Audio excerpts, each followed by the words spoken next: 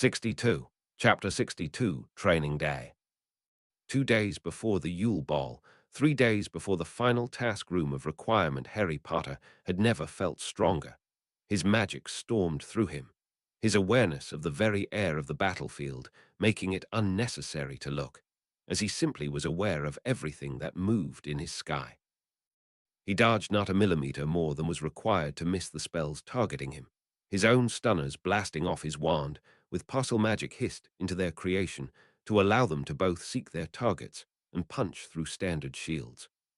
Alistair Moody simply ripped up about 2 feet of stone in a path about 10 feet wide, and then banished it at Harry like 400 pounds of grape shot from a cannon when Harry's stunner shattered it.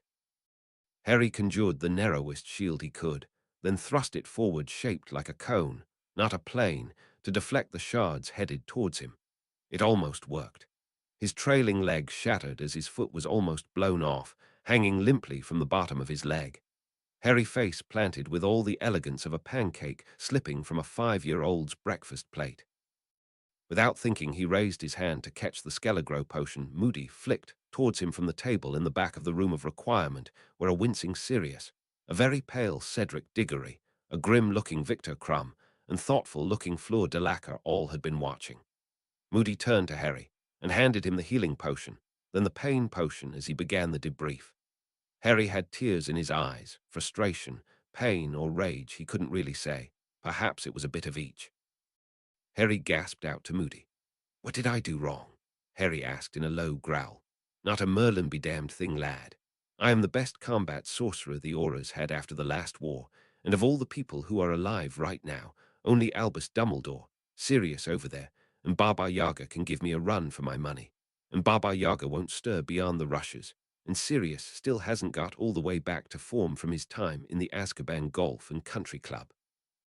Harry lurched into a sitting position and snarled out, "I am supposed to face Voldemort. Dumbledore has tried to get his greedy little fingers on me like a goblin on a dropped galleon at Gringotts, because I am supposed to be the last great hope of the light to destroy him." Harry was almost shouting. Sirius tossed Harry a towel and squatted in front of him. "Think about that for a second. James Potter was better than I was then, better than I am now, honestly, and Voldemort killed him in about 30 seconds of combat. Sure, he had surprise, but James was on the run from Voldemort and knew he was all that stood between Voldemort and you. James bought your mother 30 seconds to get to you, and even Voldemort was surprised he could. Your mother was the brightest witch in her generation, not a combat specialist, but the best enchanter anyone can remember. She didn't waste that time, but she never even thought about pointing a wand at Voldemort and fighting him. Harry finally accepted the point of the lesson. "I can't beat Voldemort," Moody laughed. "Dumbledore can't beat Voldemort. Sirius and I would try to hold him off, drive him off, buy time for everyone else to get clear, then try to escape. But unless Voldemort was stupid enough to face both of us together without backup, we wouldn't have a chance to beat him."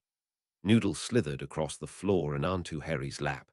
He raised up to face Harry, his vertically slit eyes bored into Harry's as his mind bored into him without mercy. "Stupid mammal. You do not fight prey, you kill it. I did not fight Death Eaters beneath the Black Lake. I killed them. I did not fight not a rat in the tunnels behind the place girl mammals rubbed themselves with bubbles. I killed him. You have not fought the heir of Slytherin until now. You have just killed him. Like a wise snake, you have been eating him one swallow at a time. Now you grow close to the head, close to the fangs of this imitation serpent. Why would you fight him now? You have almost devoured him. Do not descend to mammalhood now. There is no fair, there is no fight. There is kill and eat. Your mother did not make you able to stand in front of him and exchange slaps or punches. She made you able to eat his soul, to destroy him so utterly neither hell nor rebirth will taste him." Noodle hissed. Moody slapped Sirius on the back. "Should have started talking to snakes last war. Would have a lot more of you bastards around to pay your bar tabs." Harry looked at Mad Eye and Sirius in frustration. "If I can't beat Voldemort wand to wand, then why did you drag all of us down here for combat training?" Sirius grinned. "Look, Dumbledore is dropping several grams of hallucinogen in those sherbet lemons of his. If he thinks even a sparkly ruined goblin boy can defeat a reborn Voldemort head-to-head, and win just based on whatever hippogriff shit is in that prophecy he and Voldemort obsess over. But that doesn't mean you can't face him. Moody nodded. I fought him 3 times, and most of me lived to tell. Sirius fought him twice, James and Lily 3 times before he came for them on Halloween, Frank and Alice 3 times. The Prewitt twins chased him off once when he hit Greengrass Manor. We are training you, and each of you champions, so that you can meet the little snake-eyed bastard and hold him off long enough to get away or get some help. Harry looked at the ground. What does Dumbledore think was going to save me when he offered me up on a plate to him? Moody barked a laugh that belonged to ravens more than humans. Love. Long-bearded bugger seems to think that you loving enough to stand still and die nobly will simply cause Voldemort's heart to grow 3 sizes and explode in his chest, or shoot rainbows out his ass until he is crushed by stampeding unicorns. Harry looked up at Moody in disbelief. That is his plan. Love. You can't be serious. Sirius clapped Harry on the shoulder. Of course he isn't serious. I am, but that is Dumbledore's grand plan. Then there is your mom's plan, which is rip the little shit soul out a piece at a time, and then once he is nice and safely mortal, have him torn apart in a wildly excessive mass of spell fire. Harry sat and thought for a bit. There is only one Horcrux left. That is Nagini, his familiar. There is no way he is bringing that into battle where it can be killed. Moody grinned and ruffled Harry's hair. Now, lad, Nagin isn't just a Horcrux. Right now he is the Horcrux. Voldemort's whole immortality in one very killable bit. Since your lovely young lady went and ripped off Bellatrix's head, and the rest of your merry band have killed all his old inner circle, except Lucius, no longer Malfoy, who is it among his little crew of brain-damaged, inbred psychopaths he would trust out of his sight with his soul and hope of eternal life? Draco Malfoy snorted. He won't trust Father. Honestly, a lot of the rest of them aren't exactly stable, and the ones that are stable are usually the most dangerous as far as treachery goes. Sirius smiled. Look, Harry, he has to have Nagini with him when he goes for his new body. If he does need to use you to get a new body, that means you are going to be close to Nagini when Voldemort gets his new body. Harry frowned. He isn't going to let me kill his snake. Just convinced me pretty thoroughly I am not beating him up to get to the snake either. Hermione rolled her eyes and offered sarcastically from the book she was reading, without even looking up. If only you knew a phoenix that could bypass all anti-teleport and anti-portkey wards. Harry protested. He isn't going to take me to any place you can find. It's going to be unplottable or behind a Fidelius or something. He isn't going to take me any place anyone without a dark mark can reach. Harry said, as Noodlehead buted his rather brain-limited mammal bond holder in a futile attempt to kick-start the child's little goblin wizard brain. Dollar Speaker has Noodle as familiar, guardian, protector, and thinking brain snake for the neurally challenged mammal. A wizard and their familiar are one creature before magic. I cannot be kept from any place you are. I have a phoenix. Noodle looked over at Mousegiver, and Hermione looked back at Noodle. They both sighed and shook their heads. They would have to continue to do Harry's heavy thinking outside of combat. The only situation his brain seemed to realize was its task. Cedric raised a cautious hand. When Sirius pointed at him with an amused glace, the Hufflepuff prefect kept classroom manners in illegal combat training. Cedric cleared his throat. That explains, Harry, but why are you all training the rest of us? Even though we have taken Griphook's gold and sworn not to take any gift of the cauldron, we are still technically his competition. Crumb snorted, because the only use Voldemort has of is as examples. Fleur shuddered. He has to prove he is better than the legend of the boy who lived by beating Harry Potter in front of the world. And how could he prove how incredible, that is unless Harry, is the one who walked out of the maze that killed the champions of the 3 greatest schools of witchcraft and wizardry? Cedric's eyes went wide. We are all supposed to die in the 3rd task, except Harry. Harry grinned. Or get killed when he snatches me, because you just took a piddle on the best-laid plans of the Dark Lord on national TV, but you are definitely supposed to die in his plan. Dumbledore's, too. He is planning on being the Lord of Light who delivered the world from evil at the cost of the poor sacrificed boy who lived. You guys get to be garnish to my roast boy. Fleur huffed and crossed her arms beneath her generous breasts. I do not like this plan. Her French accent thickening in her anger, Crumb snorted. So more training. Grinning, Moody and Black raised their wands. Step on up, kiddies. Surviving a Dark Lord 101 is now in session. That night, Fleur, Harry, Victor, and Cedric collapsed in the Bobat hot tub and sipped blood replenishment potions. Cedric groaned and cursed his fate. Tomorrow we train in the greenhouse. Neville said he put together a good simulation for the plants we might face in the maze. Cedric said, then began banging his head against the hard edge of the hot tub in despair. Crumb looked up. It's just plants, how bad can it be? Harry shuddered. Just plants. This is Neville. There is no such thing as just plants when it's Neville. Fleur sank down into the hot tub. I fear this is going to be more of that good training Moody was so happy about. She continued to sink beneath the waves, then her face transformed into anger, and bubbles shot from her mouth in a stream of agitated and underwater French. No one knew what exactly the words were that came out as bubbles beneath the surface of the hot tub, but considering the more relaxed face the French champion had when she moved above the surface of the water, they assumed she got some necessary cursing off her somewhat amazing chest. One day before Yule Ball, 2 days before Final Challenge Greenhouse 3, is it just me, or is it a fair bit bigger on the inside than during our last herbology class? Cedric offered quietly, eyeing the ceilings that soared higher than the great hall and the hedge maze that seemed to stretch the better part of a kilometer in front of them. Professor Sprout smiled and patted Cedric. Quite a bit beyond what an expansion charm can do. Somewhat alarming it can be done at all inside the wards, but since Neville went and overdid things a bit on the extra credit assignment I gave him, his lady friends started taking an interest in helping him out. Harry looked confused. I thought Neville was dating Susan Bones. Professor Sprout blushed. It was an emergency. Dumbledore had invited the cauldron of Dagda inside the wards, and that meant that the Morrigan came in with her fallen husband's token. Harry looked alarmed. You sacrificed Neville to the cauldron. Hang on, he was at breakfast, he was fine. He's putting on the maze training, how did he get sacrificed? Fleur nodded. It makes sense. A life for a life. It is always better to offer a gift than pay a price when dealing with the fairy. 3 very powerful Amazons in Celtic leathers with bronze swords upon their belts and the beginnings of serious baby bumps showing just above them came around the corner, dwarfing the relaxed-looking Neville, of course, with a trowel in one hand and dirt under his nails. Baba Mater, exclaimed Victor Crumb in excited Bulgarian, bowing deeply. Saint Epona, whispered Fleur, giving a deep curtsy. Bloody Morrigan, cursed Harry, his dagger flashing from its sheath and slamming against his chest in reflexive salute to the goblin revered 3-part goddess of slaughter. Bloody hell, Neville, Harry said, adding Professor Spout's speech about sacrificing Neville to the 3 obvious baby bumps in the fairy war goddesses. Professor Sprout sighed happily.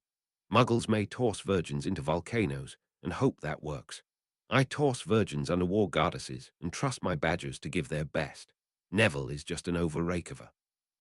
Neville continued forward and waved his trowel happily. Hey guys and Fleur. Greetings champions. Well, right so. Harry asked me to work up a testing sample of dangerous plants you might have to face in the maze. Professor Sprout and I worked out a pretty fair list of everything either one of us could think might fit in the maze. Then I thought the best simulation of a maze that is trying to eat you is a maze that is trying to eat you, so we kind of made one. Neville said happily, in his happy herbology, heaven that had no idea how terrifying it was.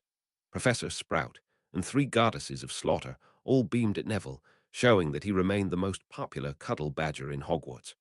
Morrigan slid a hand down Neville's hair and yanked his head back to kiss his throat in a frankly possessive move. Matcha, who was also known as Epona to the Gauls of ancient France, smiled indulgently. We do know the beasts that you wizards can breed and tame that could live in the maze. We do not have them, but we do not need them. Bartleby, who was known as Baba Mater to the Bulgars, laughed. We have Puka. They broke faith with us once, and we took their own shape away. Now they can wear the shape of any other creature of this world. You will find them in the maze. Morrigan let Neville's hair go and grinned at him. Most of them. Some of Neville's plants got hungry, and not all the Puka survived. It is a very good maze. Merlin's beard, swore Cedric. Good training. Agreed, lamented Fleur. Better to sweat in training than bleed in battle. Observed Victor. Cedric, if I die in the maze, can you make sure the box under my bed gets destroyed before Hermione sees it, or Mom comes to pick up my things? Harry asked. All the boys chuckled and Fleur just rolled her eyes. They went into the maze. Fleur hung upside down, bound by a plant Neville was ignoring, while he tried to get Victor Crumb out of a yellow flower that seemed intent on swallowing him. Harry asked Neville cautiously, "I thought dandelions were just a muggle weed thingy." Neville grinned. "In the right soil, planted in the dark of a new moon, and given a drop of wizard's blood, you can make them into real dandelions." Neville went out and pet the plant's soft yellow mane. "Who's my good lion? You are. Be a good boy and spit the champion out, and I will give you some good blood-tuber fertilizer this evening." Neville cooed, and the plant trembled in obvious pleasure and spat out the Bulgarian seeker. The venomous tentacular slowly lowered Fleur to the ground and released her. She looked at Harry. "So how did you escape?" Harry blushed. "I didn't. Got taken down by one of the blast end scroots. Avoided the back end that went boom and thought I was fine. Ruddy thing used its pinchers to pull up a mandrake by the stem, and one scream later I was sleeping on the ground getting nibbled on by crabgrass." Fleur blinked. Animals being smart enough to use plants like the mandrake as area of effect weapons had not crossed her mind. Cedric limped around the corner. His clothes were torn, and he was rubbing his backside with the air of someone who did not look forward to sitting down in the near future or stairs in general. Answering the question in everyone's mind, he answered, "Crumpled horn snorkack. I made the mistake of laughing at it. Do not laugh at cryptids. They get snarky when you don't believe in them. He believed in me so hard I think I bruised my hip, and know my knee is a good poultice away from bending without serious protest." Cedric looked at Fleur and the venomous tentacular. "How did you get nailed by the venomous tentacular?" Fleur gave a Gallic shrug. "They planted 3 stands of false tentaculars with the little blue flowers, and then one real venomous tentacular right in the middle. In nature, the venomous tentacular usually murders the false tentaculars who try to steal its water and sunlight, but I guess if you ask them nicely enough, they will let them live and make excellent camouflage." Cedric looked around. It was hard to see where the venomous tentacular and false tentacular began and ended. The little blue flowers of the false tentacular were very visible. The venomous tentacular would not bloom until well into spring. Cedric gulped. He would have fallen for that too. Victor Crumb looked over to Harry. "Don't take this the wrong way, but that Neville of yours is too dangerous to be allowed to be walking around without warning labels." Harry grinned a very goblin grin. "Neville Longbottom is the kindest, sweetest Hufflepuff that ever lived." Cedric finished softly. "Right up until you try to hurt someone he cares about." Fleur shrugged again. "From the earth we come, to the earth we return." Makes hiding bodies easier if your greenhouse treats your enemies as just really good fertilizer. Victor and Harry both laughed, and Cedric realized his may have been the only relatively easy life of all the champions. He swallowed. That had ended when his hostage was revealed at the second task. It would end all speculation at the Yule Ball tomorrow, of course. Cedric decided to follow up on that thought while they were all relaxed and out of public earshot. "So who are you all taking to the Yule Ball?" Cedric tossed out casually. "I'm taking Hermione. Draco and Millicent Frog march me to Narcissa Black for dance lessons so I don't embarrass anyone. Noodle has told me he will bite me once for each time I step on her feet, and has not promised to not use venom, so I may have skipped a few history of magic classes for dance lessons." Harry admitted, "I have the honor of escorting Fleur. There isn't another witch in the castle that doesn't look at me and see the Quidditch star. If I want a woman who actually sees me, my choices are pretty limited." Crumb said simply, reaching out and kissing Fleur's hand. Fleur sniffed. "I am not going to spend an evening with the world watching, escorted by some drooling idiot that loses his brains down his pant leg every time he looks at me. If I am going to dance with a man, I want to know he is looking at me, not lost in my allure." She smiled softly at Victor. "My choices are also fairly limited." Cedric squared his shoulders and threw it out there, waiting for judgment. "I am taking Roger Davis," Cedric said. Harry glanced at him, head cocked questioningly. "He okay since the tower thing?" Cedric blushed, more thankful than he could admit his fellow Hufflepuff's only reaction to his taking Roger Davis, as his date was worried. Roger was suffering from the effects of his transformation in the Ravenclaw Tower incident. "No, Roger got along fine with Luna. The only after effects he has is that he suddenly has a good ear for music and is an amazing dancer." Cedric smickred. I mean to make him prove that last bit. Cedric chuckled. Fleur let out a beautiful trill of laughter as Victor and Harry chuckled along with Cedric. Cedric Diggory may or may not have a relationship with his father after the Yule Ball in front of reporters tomorrow, but he had friends. Considering the task was the day after the ball, he may not be alive all that long to enjoy them, but he had them. That mattered. Yule Ball, Hogwarts Great Hall, day before third challenge. Harry Potter was in goblin finery. His kilt was black basilisk leather, as was his vest. Chains of goblin silver connected the vest and supported the sporran that hang below. His chest was bare, exposing his scars and runes for the world to see and take warning. On his hip was a dagger of goblin civer in a sheath that was encrusted with gems that glittered with more than natural light, glowing with the runic magic of goblin protection wards. Upon his arm was Hermione Granger in an Indian sari of red and gold. She was wreathed in flames that neither burned herself nor Harry, but ran over her body, and that of Noodle the snake that ran over Harry's arms, across their linked arms, to wrap around Hermione's waist, and rise up over her shoulder to glare out at the world on the opposite side from Harry. Those who looked closely could swear they could see flashes of silver beneath the sari, suggesting Hermione as well bore the goblin runic tattoo. Rita Skeeter grinned as her source of information made the visual splash her heart desired to open the ball. Cameras flashed like lightning, and the assembled dignitaries began to clamor in reaction. The second pairing made the hall grow wild. Fleur de Lacre let her allure run wild, and every male, and no small number of female eyes and minds locked onto her. Her gown was a vision of gossamer perfection, cut low enough in the front to allow the new goblin silver runes to shine on her skin, blazing in the power of her unleashed allure to draw every eye to their presence and power. On her arm Victor Crumb was like an unsheathed weapon. His bright Bulgarian vest and flaring pants gave him the aspect of some barbarian warlord. He too had chosen to go bare-chested to show off the runes beneath his own vest, along with the scars of his battles and trials so far. Cedric Diggory and Roger Davis came in. Cedric was dressed in black acromantula silk tight pants with lines of golden buttons running down the side, black silk shirt with lace top open enough to show the edges of his own shining silver runes, and a golden half-cloak held with a badger clasp at his shoulder.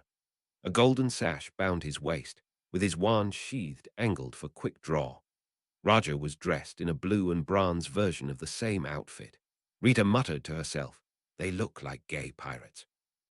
Her photographer was relaying so fast, he nearly lost a finger. "Bloody amazingly hot gay pirates," he agreed. The four champions took their place in the middle of the floor, a line of champions, the flash of the photography flaring off the goblin silver runes that marked the champions of the three competing schools of magic and the goblin nation as being one clan. To say that the majority of the political leaders in the audience failed to take this well is like saying that a family of mice seeing Noodle slithering through their front door were a little alarmed. The early clamor dissolved into angry shouting and as many shouted questions from the assembled media. The champions, in a show of maturity that few adults could muster, ignored the audience altogether. Instead, they turned, forming two lines, making a passage for the next couple to enter the ballroom. The assembled press and politicians, already frothing at the mouth and demanding answers about the champions, were now given something far meatier to feast upon. Draco Malfoy dressed like he stepped out of the court of Charles I of France, the wide lace collar of his shirt, a spray of white above the deep green and silver of his heavily engraved tunic. The serpent motif of its Slytherin origins worked so beautifully they seemed to move with him. The sneer on his face matched the dangerous way his left hand casually caressed the goblin's silver sword that hung on his hip from a scarlet and gold baldric worked with golden lions. The sword of Gryffindor hung at his side as if it was forged for him. His steps in the dragon-hide boots sounded with the crack that could only come from his magic, reacting to the wards in the stones of Hogwarts, sounding Draco's every step like a challenge. Upon his arm, a vision of blonde elfin beauty in a high-collared, low-necked gown that seemed to scream dark lady, wicked witch, danger, and possibly run away, was Luna Lovegood. There was a soft smile on her face. She gazed lovingly at Draco Malfoy, who glared at the world in her place. Upon Luna's head was the diadem of Ravenclaw, and the single sapphire at its peak blazed with power every magical person in the room could feel. Behind Luna and Draco drifted the Silver Lady, the ghost of Ravenclaw, and Phileas Flitwick, house master of Ravenclaw, his arm held out for the Ravenclaw ghost to lay her immaterial hand upon. The Ministry denials that the mirrors had shown real events, Dumbledore's insistence that the diadem of Ravenclaw had not been found, and of course, could never have been corrupted by Voldemort, seemed to shatter in the light of flashbulbs, witnessing the public unveiling of Draco and Luna, bearing the last two lost tokens of the Hogwarts, founding four into the Great Hall. The champions fell in around Draco and Luna and escorted them to the champions' table, where Draco and Luna were seated by Harry in the place reserved for the Minster of Magic and Dolores Umbridge. As Harry passed Rita Skeeter, he whispered, "If you were a fly on the wall tonight, you might hear some amazing conversations from Wizengamot and Ministry members around me." There were a number of very long speeches from very important people. The longest and least interesting being from an angry inquisitor and Undersecretary Dolores Umbridge, carrying her apology that the minister was unavoidably detained in some unspecified fashion, but that she was empowered in all ways to act in his name. How she was to act in his name at a dinner, theoretically, for all the champions and their families on the eve of the final challenge, was neither made clear nor really made likely, as all four champions and their companions openly ignored her to chat happily amongst themselves while she talked. The champions were called to lead the first dance, and with grace few would expect from teenagers, the three couples, or four champions if you will, took to the floor and began the dance. As Severus Snape rose from the staff table and walked to Pomona Sprout, he extended his left arm to her in initiation. As he did, the cut-away left sleeve fell open, showing the bare and fairly well-muscled forearm of the potion's master. Endless wrestling with cauldrons does wonders for arm strength, but the fact that drew every eye was the bare, unmacrid flesh of his left arm. Igor Karkaroff, who had been one of Voldemort's Death Eaters who knew Severus Snape's membership, choked on a salted scallop and nearly choked to death as he observed the clearly unmarked left arm. The dark mark that could not be removed, even in death, was missing. The dark mark that was written so deeply into your soul and magic by submission to Voldemort that cutting off the whole arm would not be enough to remove the mark was gone. As Snape led Sprout onto the dance floor, they took a turn about the room before entering, giving all the assembled nobles a good look at the bare forearm of Snape. Professor Sprout gave a sneer worthy of a Slytherin as she walked past Lord Parkinson, where he sat with his daughter Pansy, and the leader of the dark-aligned Voldemort loyalists also saw that Voldemort's proof of his magical supremacy, the dark mark Parkinson knew could not be removed even in death, was gone from Snape's arm. Rita hissed at her photographer to get a picture of that. She got both the bare arm and the shocked expression on Lord Parkinson's face. Her editors did not know enough to know they should not run that photo. After all, Lord Parkinson had beat the charges of being a Death Eater by claiming the Imperious Curse had made him get it. They would not know they were showing the fear of a sworn Death Eater that young Harry Potter and his allies could strip the ownership of Lord Voldemort away like vanishing some minor blemish. At one point, Amos Diggory got up to object when Roger Davis dipped Cedric during a spirited tango, but Rubeus Hagrid had been posted behind Amos Diggory by a rather wiser Minerva McGonagall, and the hand the size of a small country that pushed Amos down into his seat went well with the slow, happy burbling of Rubeus Hagrid about how wonderful the two boys looked together, and how clearly all of the champions and their friends were so accepting. If only those closest noticed that the hands squeezed whenever Amos tried to shout something, and relaxed enough to allow him to breathe only when he calmed down again, they were not gauche enough to point it out. Hagrid had been on the receiving end of bigotry all his life, so given clear orders from McGonagall to protect Cedric from his father's intolerance, Hagrid had no problem helping out. After the dancing, Harry and his friends formed a knot of highly political figures as the parents of the powerful in both light and dark factions gravitated towards them like meteors captured by the Earth's pull. Rita Skeeter and the reporters, of course, would not be allowed near such a discussion.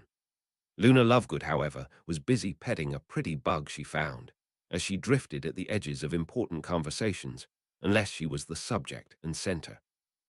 Being Luna Lovegood, wearing the Ravenclaw diadem and showing off bright magical goblin runes, she could have been carrying a hand grenade, and it might well have gone unnoticed, so those missing the odd beetle in her hand could be forgiven.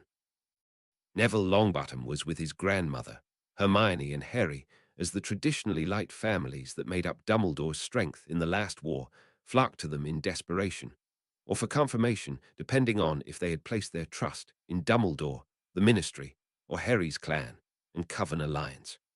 Dolores Umbridge forced her way into the crowd that followed Albus Dumbledore over to where Harry and the Longbottoms were holding court. With him came the heads of the abbot, Fawley, Shaffick, while Amelia Bones stood off to one side, conversing in low tones with Alistair Moody and Rufus Scrimgeour.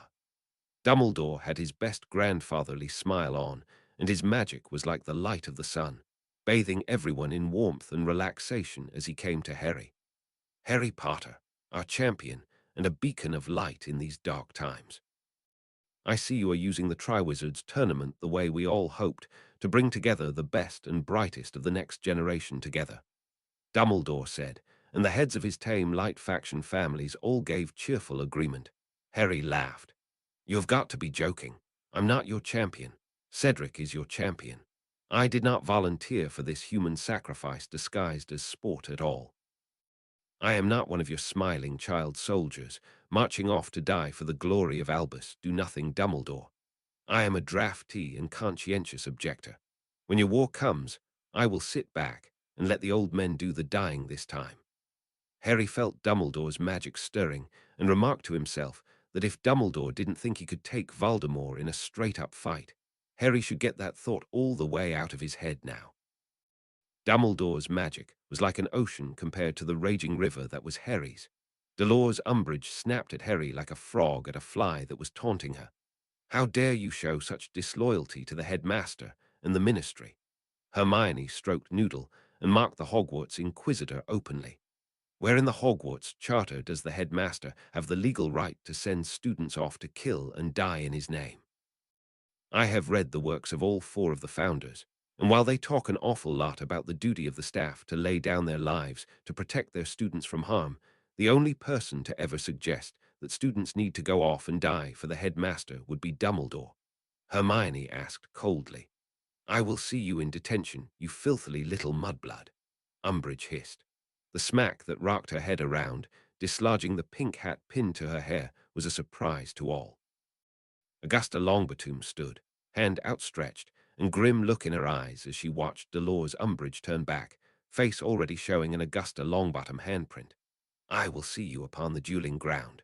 You will offer an apology on bended knee, or I will send you back to the ministry in a series of small boxes. None of them pink. Augusta Longbottom sneered that way that only women of a certain age and breeding can sneer. Dolores Umbridge pulled herself up to her full height. Dueling is illegal under current ministry law. Auras, arrest that woman. Amelia Bones, director of the DMLE, and two of her most famous former Aurs, Mad-Eye Moody and Rufus Scrimgeour, drifted over, and Amelia was shaking her head. Hogwarts High Inquisitor. What kind of Inquisitor does not study the law they are supposed to enforce? Madame Bones asked softly. Alastair Moody opened his mouth, but Amelia already pointed a finger at him with a stern shush you. Inquisitor Umbridge sputtered. What do you mean? Dueling is illegal in Wizarding Britain. Any idiot knows that. Hermione sighed and explained. Hogwarts predates the founding of Wizarding Britain. When the founding 12 families signed the accords with the Norman invaders to found the Wizargamot, the founders of Hogwarts were suspicious of the new body and remained outside the authority of the new nation. Like Vatican City sits inside Italy, but is not part of it, Hogwarts sits inside Wizarding Britain, but is not a part of it. Hogwarts has rules requiring both heads of house to permit the duel and its conditions, and forbids duels to the death without matching parental permissions. But for legal adults, the only rules about dueling inside Hogwarts territory is the Code Duello. You have been challenged. You will either meet your challenger, offer your apology, or your challenger will be free to kill you without legal consequence whenever and wherever they see you again," Hermione concluded. Amelia Bones clapped cheerfully, as did her two Exora sidekicks. Everyone turned to look at Hermione, who blinked back in surprise. "What? It's in Hogwarts, a history." Hermione fumed, annoyed at everyone's surprise. Rufus Scrimgeour laughed. "I begin to see what Dawlish is so obsessed with about you."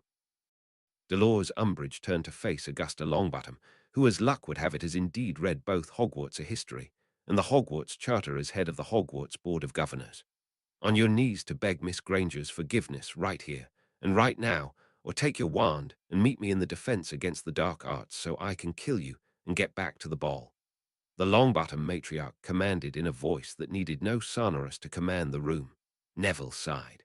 "That's my Gran."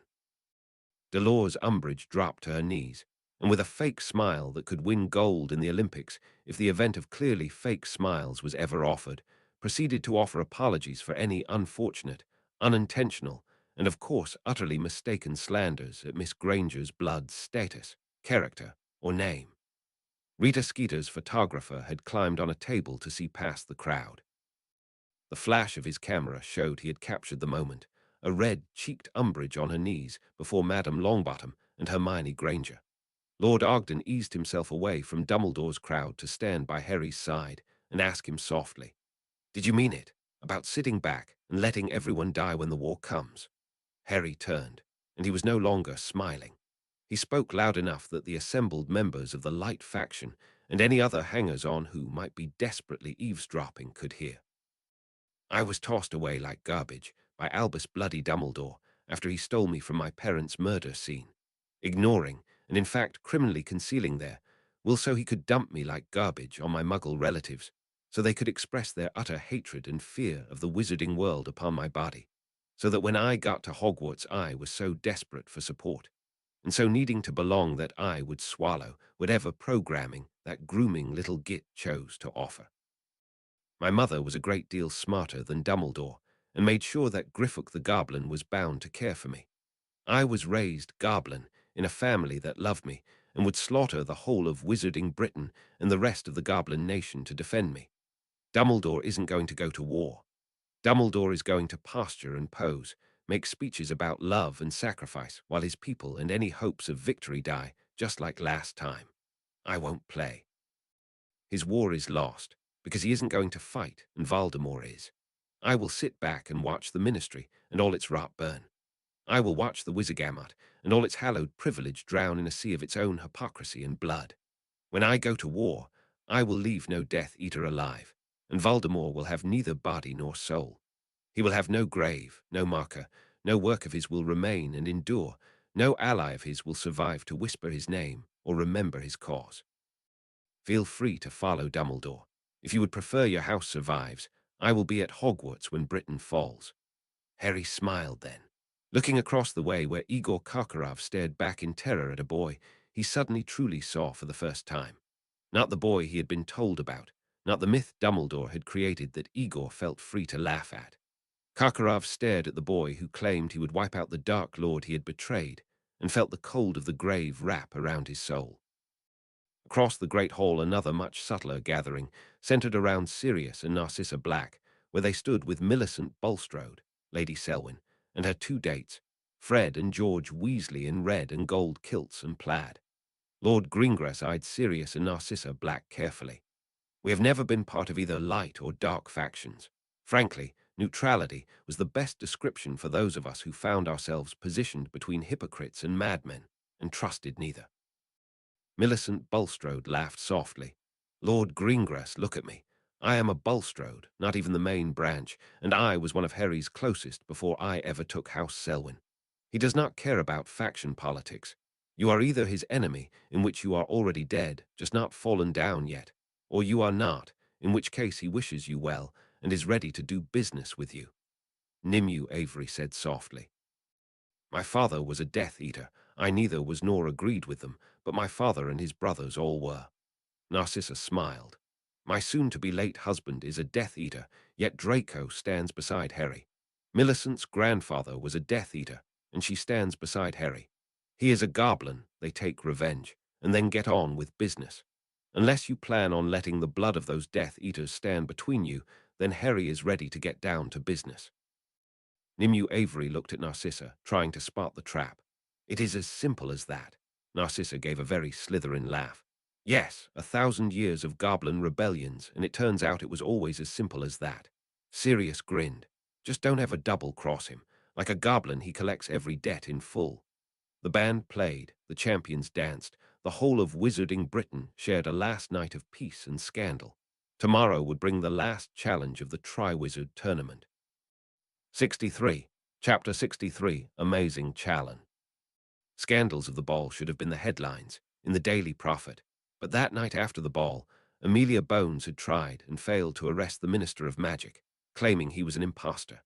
The news hit Hogwarts pretty hard. The whispers made the Great Hall almost as grim as when the chamber had been opened in the second year. The fact that the foreign students were now looking at Hogwarts like they had ran into a war zone on family vacation didn't help. The Daily Prophet headlines said it all. Attempted coup put down. Minister Crouch, aided by loyal members of the Aura Corps protective detail and the Lords Parkinson, Nart, Wilkes, Crabbe, Goyle, and Yaxley, had been able to subdue the treasonous forces led by Amelia Bones of the DMLE and Arthur Weasley of the misuse of Muggle artifacts. Director Bones and Director Weasley have been sent directly to Azkaban, as Minister Crouch has declared martial law. Minister Crouch links Director Bones and Director Weasley as being Muggle rights extremists, suggesting a link to the deaths of the supposed Death Eaters may well have been both a smear and assassination campaign designed to undercut the Minister of Magic's support in the Wizengamot. Neville Longbottom had grabbed Susan Bones and marched her to sit beside him, and surrounded by clan and coven, glaring at the hall as if to dare anyone to make an issue of it.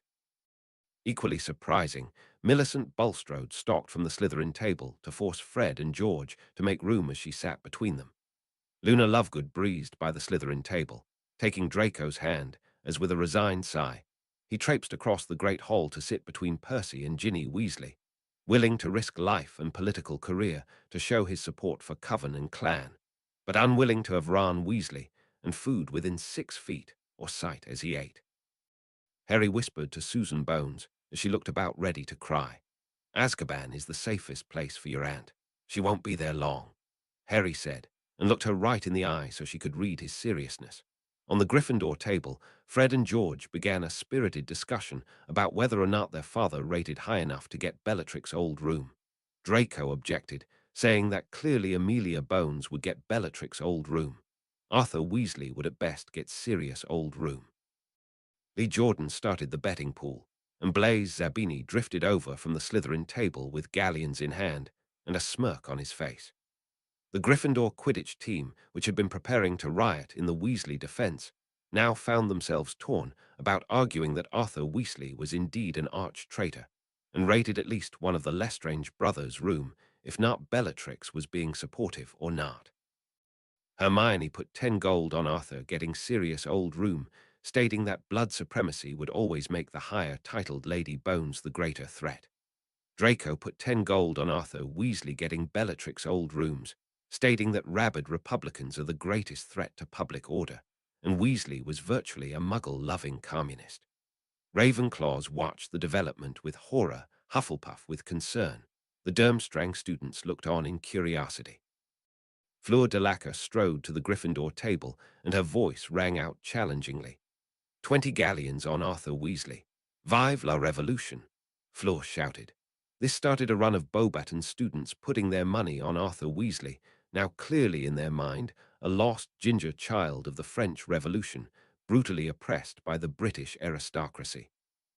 In response, the Slytherins, who were the most avid blood purity adherents, had to put their money on Amelia Bones, just to prove that purebloods were obviously better revolutionaries than Muggle-loving Republicans.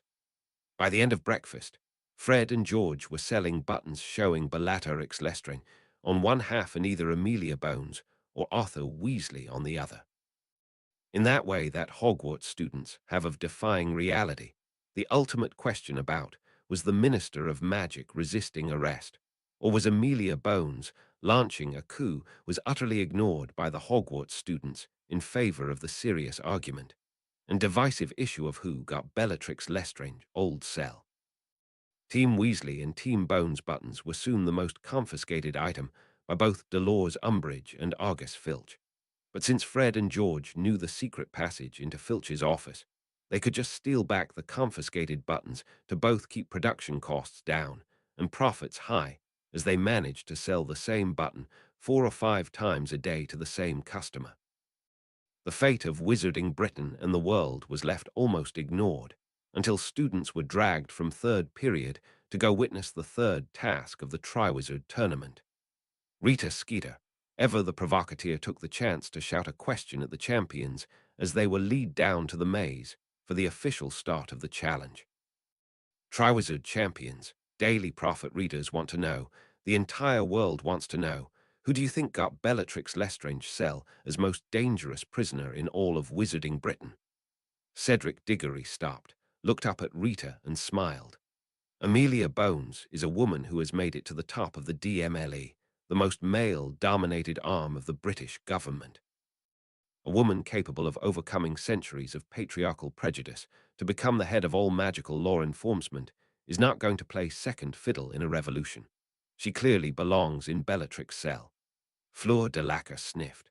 Arthur Weasley has blood as pure as anyone else's, yet he eschews the false nobility of the British pureblood society and defends the Muggle-born. He is the last great British revolutionary, and clearly the only right wise occupant of Bellatrix cell. Victor Crumb shook his head. I have heard the rumors. This Arthur Weasley is a Casanova, a seducer of women. He is a threat to all marriages. I have no doubt that he seduced this poor Amelia Bones as just another conquest and led her into revolt. Arthur Weasley should be in Bellatrix cell, and count yourself lucky Dementors have no women.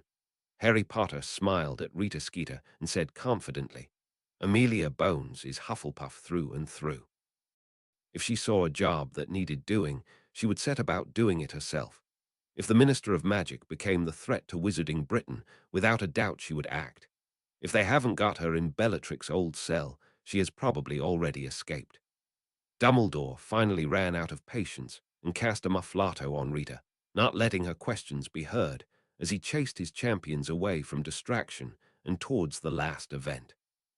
Champions, for the last event, the event everyone has been waiting for, and indeed the event that required the cancellation of our beloved Quidditch season this year, the Champions Maze. Behind me is a maze grown from some of the more interesting and sometimes dangerous plants of Wizarding Britain. Inside are beasts that will challenge mind and might, beasts that may be tricked, bypassed, or fought, depending on the best magics of the wizard or witch facing them, but each of these magical beasts is rated as a wizard killer in any bestiary. Each champion will enter the maze through the same entrance, based on the total score to this point. Once inside, they are free to engage each other, because in the end, there can be only one Triwizard champion, shouted Dumbledore. Harry cast a quick sonorous on himself and added, Of course, this is the same rule that said there would be only 3 of us, and no one under the age of 17, also no one who did not volunteer. So you can pretty much assume that rule and all rules about our alleged safety are in fact hippogriff shit. Harry boomed out, and the Hogwarts students cheered, clapped, and stomped their feet so loud some first years were bounced into the air. Dolores Umbridge jumped up and shouted, 20-point penalty to Mr. Potter. You will enter last. Cedric turned to Crumb and whispered, Enter crazy maze of death that is most definitely a trap set by Voldemort last. How is this a penalty? Crumb sighed, then shouted to Umbridge, Can I get a penalty too? An hour or so would be good. Umbridge became almost incoherent, mouth gaping open like a freshly caught carp, but no penalty was assessed Crumb for his outburst. Fleur flicked her hair over one shoulder and patted both boys on the shoulder as she passed. Men are such babies. I will go and check for anything dangerous for you. If you find my corpse on the path, assume I found it. Fleur said and strode into the maze. Harry laughed. I like her. Good catch, Victor. Cedric chuckled, then patted Victor on the back and took his turn entering the maze. If you happen to pass me dead in the maze someplace, don't get cocky. I am still better looking than either of you. Victor sighed. I am not good with epic lines. Harry patted the larger Bulgarian on the shoulder. "I will lie my ass off and tell them yours was best." Victor looked like that comment lifted the weight of the world off his shoulders, and he marched into the maze and towards his probable death. Harry mused to himself as he waited for the green glowing bar in front of him to fade and allow him to enter the maze. You know, it is entirely possible too much exposure to the press rots your brain. We are legitimately more concerned with being remembered for a good last line than actually surviving. Noodle is going to stop talking to me for weeks when he sees this. The green bar in front of him fading, the clock of the test administrators judging his penalty time was up, and he could enter the maze. The ministry's attempt to make him a hero. The fairy court's attempt to have a moment of amusement by random terror and death. Voldemort's need for Harry for his resurrection, presumably alive if not necessarily intact, and the need to keep three friends alive in a challenge. The Ministry and Voldemort both had no interest in them. Surviving left Harry under a bit of time pressure. In the maze floor, Serpensortia, Fleur hissed again and again as she slashed her wand up and down in the strange, sinuous wand movement of the snake summoning charm. Since being marked by the runes of Harry Potter's clan and coven, Fleur had become a Parselmouth. More intriguing, this was not a gift that was bound in the runes, but one the runes wrote on her flesh, her magic, and her soul. Fleur's daughters, her bloodline was strong. There would be only daughters, would be Parselmouths. The magic was not universally useful, but where it worked miracles. The serpent summoning spell was perhaps one of its most expected strong points. As Fleur summoned serpent after serpent until her magic was half depleted, she instructed her creations. Go and seek Death Eaters. Shadow them. Surround them. If they are isolated and you are many, then kill them. If they are not alone, wait until one of the champions face them, and then strike. Fleur hissed. Her summoned snakes were unbelievably potent. Had she been surrounded by so many magically enhanced serpents even a week ago, she would have feared for her life. Now she felt like a mother goose with a flock of little goslings to look after. Instead of seeds and grain, she would feed them Death Eaters. They were adorable, and if any of them were lost, she would be sad. Normally summoned snakes were almost brainless conjurations. Parselmouth use of Sepronsortia drew actual living snakes, intelligent snakes who heard and chose to follow the speaker's summons. That made them a lot more dangerous. Duller Shining Maiden is wise. We will seek your prey and strike only when unseen or when you and yours are in need. The snakes slithered off, gratified they served a speaker who cared for their lives.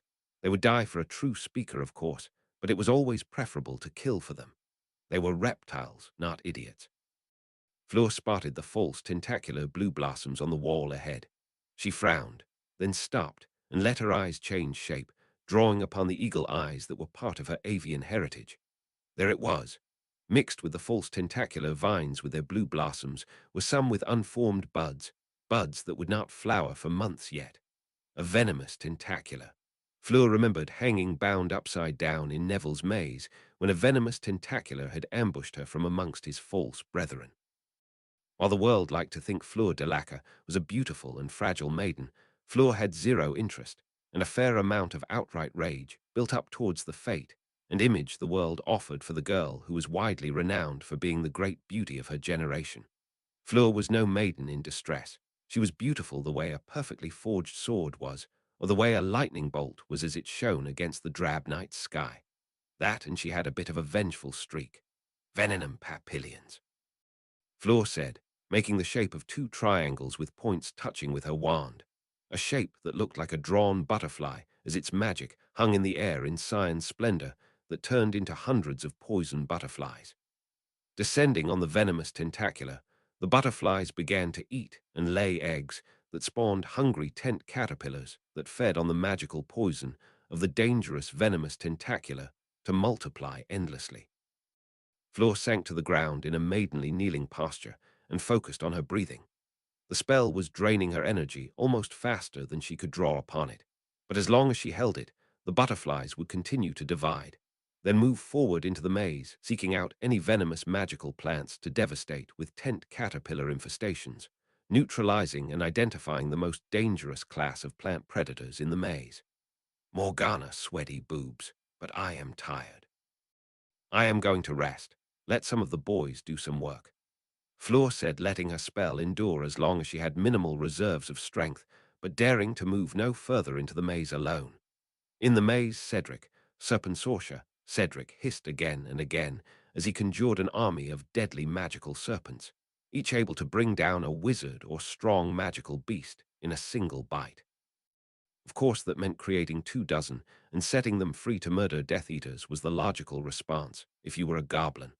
Who here would like to roam ahead and look for tasty, tasty Death Eaters? If you do, and you can find one alone, surround them and kill them to your heart's content. If they are not alone, wait until I or one of the other champions is there to help, and then bite the Death Eater. If you don't feel confident hunting Death Eaters, then you can stay with me. Cedric hissed softly. 2 snakes stayed with him. Gentle one, this maze worries me. The walls are watching, said the first snake. I don't like to bite things I can't eat. I like biting, but biting and not eating just makes you more hungry. The second snake hissed. Cedric reached down and stroked both snakes. I shall call you Rabbit, Cedric said, stroking the worried snake. And I shall call you Piglet. Cedric turned to the maze and smiled at his snakes. We shall go through this 100-acre woods having adventures and meeting friends. The Hufflepuff asserted cheerfully. Rabbit looked up at him in awe. Gentle one, what will we do if we meet not friends? Cedric winced. A certain amount of violence and dying are probably going to happen, most assuredly to the not friends. Piglet bobbed his head. Gentle one is wise. Not friends can swiftly become edibles if they aren't polite.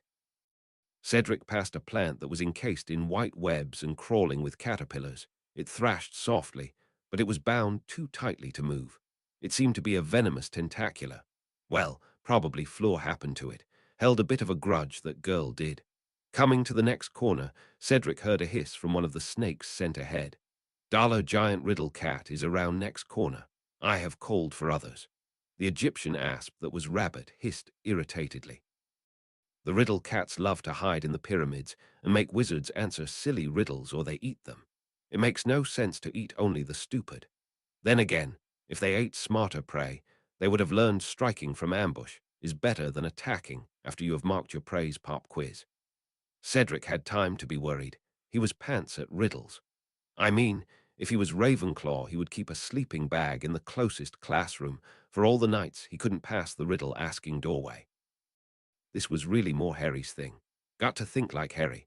Walking around the corner, he faced the Sphinx, who drew itself up with the dignity of a hugely powerful magical beast facing an underage wizard alone.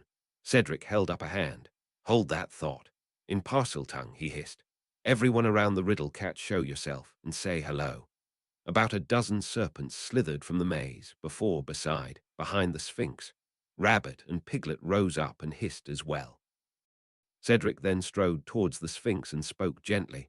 I have a riddle for thee, wise and mighty Sphinx. Cedric offered.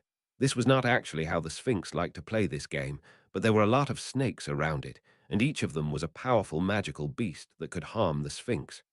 What is your riddle? Asked the Sphinx cautiously. Cedric looked thoughtful, stroking his clean-shaven and strongly squared chin. Will the Sphinx that lets me pass, or the Sphinx that attempts to stop me, live to leave the maze? Cedric asked. The Sphinx blinked, not quite believing the wizard dared to threaten it. Then again, the riddle did draw deeply on the Sphinx magic. It was the contract. Riddle and death, that the Sphinx clearly felt its death, not its prey, was what was bound in the riddle, only proved it was a true riddle.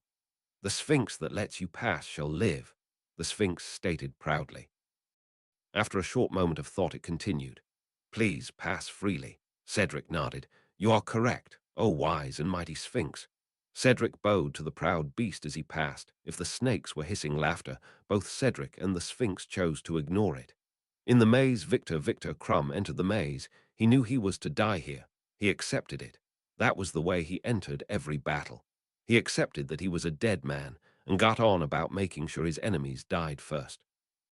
He cast Serpent Sorcerer until half his magic reserves were gone, then addressed the army of little killers around him. Find the Death Eaters in the maze. They must always be within range of your fangs. When they see a champion, any champion, kill the Death Eaters. The snakes all looked at him, then nodded and slithered away. Victor had been raised almost without human contact. His mother, being a muggle, was the secret his world could never learn. So his home differed from a maximum security prison only in that the guard loved him and his mother unreservedly. Victor had grown up hunting and learning the ways of the forest and its creatures before he ever met other children. He was good at the ways of the forest. Territory was respected unless you intended to kill its owner. You avoided other predators unless you planned on stealing their kills because fighting was only done for direct profit. Dealing with people was complicated. They looked down on the beasts while acting in ways no animal would lower itself to. Victor found he could respect almost none of them. Then he met Harry and his clan and coven. Then he met the other champions. These were people who were strong, who were exactly what they seemed to be. They gave their loyalty rarely, but utterly, and held no false imaginary rules. They defended what was theirs, who was theirs, and held take any who stood against them. No other law restricted them. Victor trusted for the first time, and as his animal was a wolf, finding his pack made him very, very dangerous. Gathering his magic, Victor began the complex transfigurations to make a golem, then to shape it into his form. He used the magics often used to make portraits to borrow his mannerisms and reactions for the automaton, then sent it ahead into the maze. With the last of his magics, Victor took on his other form. The lean, hungry mountain wolf stalked into the maze. He was supposed to die here. Inside the maze were the witches and wizards who thought to make him prey to be hunted. Time to go meet them, he growled. His automaton had his shape, his movement, but it still lacked his scent. His transfiguration was still not where he wanted. Oh well, he could work on it after the killing was done. His golem construct had rounded the third corner when he heard two spells lash out at it simultaneously. Imperious, Crucio. It was a dangerous combination. The Crucio would drive you out of your mind in pain, while submitting to the Imperious would stop you feeling the pain. Instinctively, driven beyond coherent thought, it would be almost impossible to resist. That is, if you didn't waste them on animated rock. Victor's golem stood stupidly, not having a reflexive response to this ambush. But the Death Eater who cast the Imperious was lost in the control of his spell and didn't note the horned viper until it sank its fangs into his leg. The scream of the first Death Eater distracted the wizard who had cast the torture curse, and he whirled to face his friend. Victor hit him at the run, knocking him to the ground, making sure the man's head struck hard enough to stun. Victor closed his jaws around the second Death Eater's throat and ripped a mouthful out. The Death Eater could no longer speak to cast spells, and without a carotid, lacked the blood to cast anything by will alone as his brain faded into darkness. Well, he had eaten death, as his name suggested was his goal. Victor spat out the throat bit in his mouth, dropping it below the snake that had killed the first writhing Death Eater that had taken a second bite on the hand for attempting to consume a potion in a futile attempt to save her, for it smelled like a witch as it died life. Victor would leave the snake a swallowable chunk of Death Eater throat. The little viper had earned it. The Victor golem, free of torture curse and control curse, began to stride boldly down the maze, ready to set off the next ambush. In the maze, Harry chatted happily as he jogged through the maze, casting snakes before him at every corner. Speaker, slow down. How are we to defend you if you keep running so fast? An angry cobra hissed after Harry. Idiot town dweller, go through he hedges like a real snake. A black mamba said, darting under the maze, and after its prey.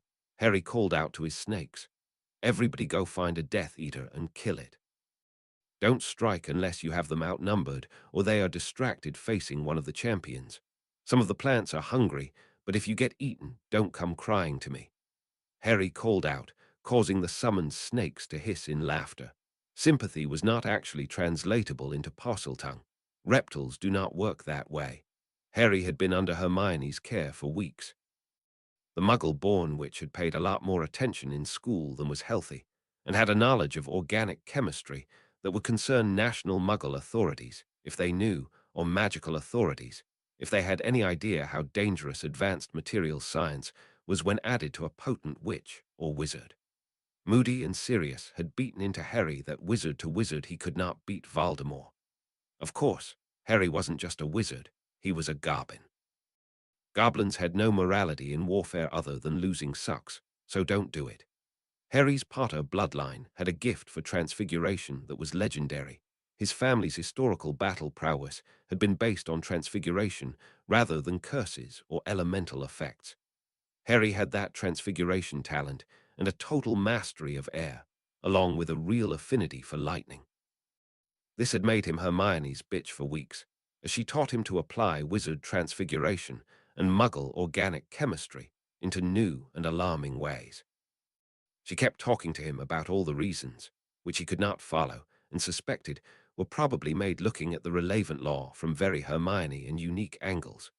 His new magics were not violations of the treaties against weapons of mass destruction, the Biological and Chemical Weapons Convention, the Anti-Personnel Landmine Convention, the Convention on Cluster Munitions, and a few other rules muggles made up that amounted to, whatever we used to win the last war was bad.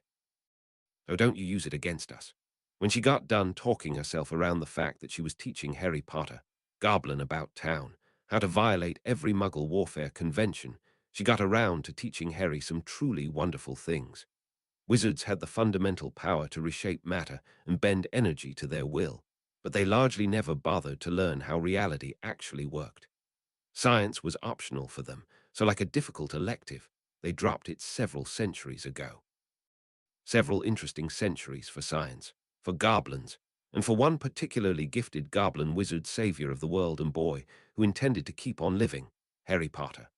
Advancing around the corner to find a blast-end scroot roughly the size of a rhino, Harry Potter decided to test drive Hermione Granger's first battle transfiguration meets organic chemistry. Air is mostly nitrogen, with a lot of carbon dioxide and a fair bit of oxygen. Normally, Harry was content to let them do their own thing, but facing a blast-end scroot that was almost as immune to direct magical attack as a dragon, about as immune to physical attack as the same dragon, armored like a muggle tank with an explosive ass, the more objectionable features of lobster and scorpion, Harry decided to work that old Potter magic on Hermione's organic chemistry lesson. Harry used remarkably little magical power to turn the air around the blast-end scroot into acetone peroxide, known to the weapons industry of muggles as Apex, and to chemists as the mother of Satan due to its desire to blow up at the slightest application of force, heat, light, or just a negative thought. The blast-end scroot saw Harry almost 50 meters away and triggered a blast from its back end to launch it forward into an attack. What followed was the wizarding world's introduction into the fuel air bomb. About a dozen meters of magically strengthened maze in every direction ceased to exist. For about 50 meters, what was left was flattened. There was no sign of a blast-end scroot, and Harry found himself embedded in the hedge 2 rows back wondering where the bells were that were ringing so very loudly. Mental note, Protego not Protego enough when using Apex under 100 meters. Harry cheered as he gave a thumbs up, knowing the mirrors watching the challenge will have seen him blow up a decent portion of the maze and Hagrid's strongest magical beast. Hermione was probably going to make him go over yield numbers and try to correlate how much air he transfigured to the explosion size and give him another chart. Since the last one had axis of kill them and stay alive, Harry was actually fairly pro-chart right now. Crouch Manor Lucius, no longer Malfoy, watched the Potter brat wave his wand and blow up a blast-end scroot and a decent portion of the maze as if it was nothing. His Dark Lord at full power could do the same, but he would not be at full power until they used the Potter boy for his resurrection. Harry Potter was a child. How did he have such magic? Lucius trembled in fear. Everything was going wrong. Half the Death Eaters in the maze were already dead, and none of the champions were down yet. Worse, Harry Potter was showing himself the equal to the Dark Lord's own power already. Voldemort, instead of reacting in fear, leaned forward. Good, good. Dumbledore has clearly stopped playing his foolish morality games and turned you into his little killer. He has taught you all the forbidden things he refused to teach me, the things that would have let him help Grindelwald reshape the world with, until he lost his nerve over a single death. Let all of Wizarding Britain see your power, Harry Potter, and know they could not possibly equal you. When I take your blood for my own, forge my new body from it, and then break you before their very eyes, they will look upon your body and despair. Voldemort's laugh was almost a whisper. His homunculus body was so weak, but the cauldron with his resurrection potion only needed the blood of an enemy taken by force to be complete. Soon he would rise, and wizarding Britain would fall. Enjoy your momentary triumph, Harry Potter, for your every glory will be one more trumpet for the world's doom when I cut you down. In the Ministry of Magic, Barty Crouch Jr. had enough polyjuice left for 3 days, and he could no longer impersonate his father, the Minister of Magic. His father was now so much a tree that he had no hair, and no new samples could be made.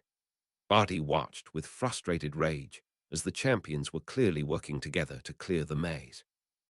Not doing so openly to trigger the anti-cheating charms on the Goblet of Fire, but fairy magic was terribly specific. If a champion healed another champion, shielded another champion, revived another champion, they would have broken their contract. Simply murdering anyone in the maze who was not a champion had not been forbidden, because according to the rules, only magical beasts, plants, and mechanical or spell traps were to be allowed in the third challenge. Barty hated it when other people cheated. Barty cheated to win. It was no fair when other people out-cheated him.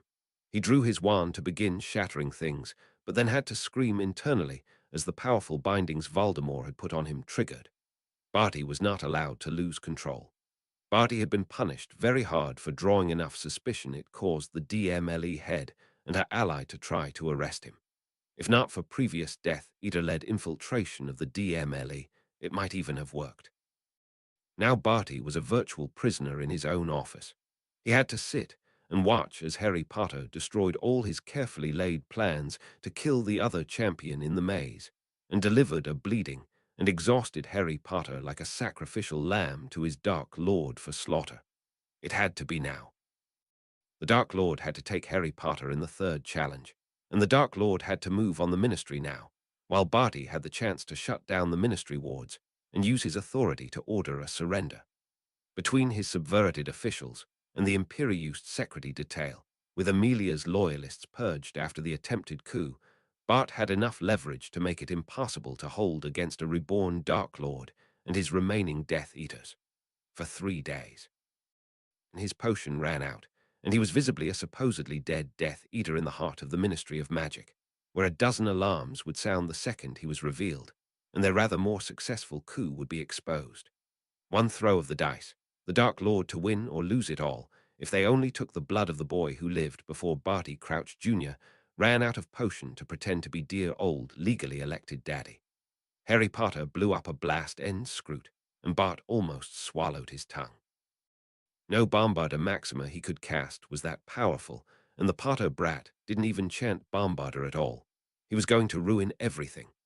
Barty reached out for his wand to blow up his desk, and Voldemort's mental compulsions dropped Barty to his knees in pain as they took the price of disobedience out of the insane Death Eater.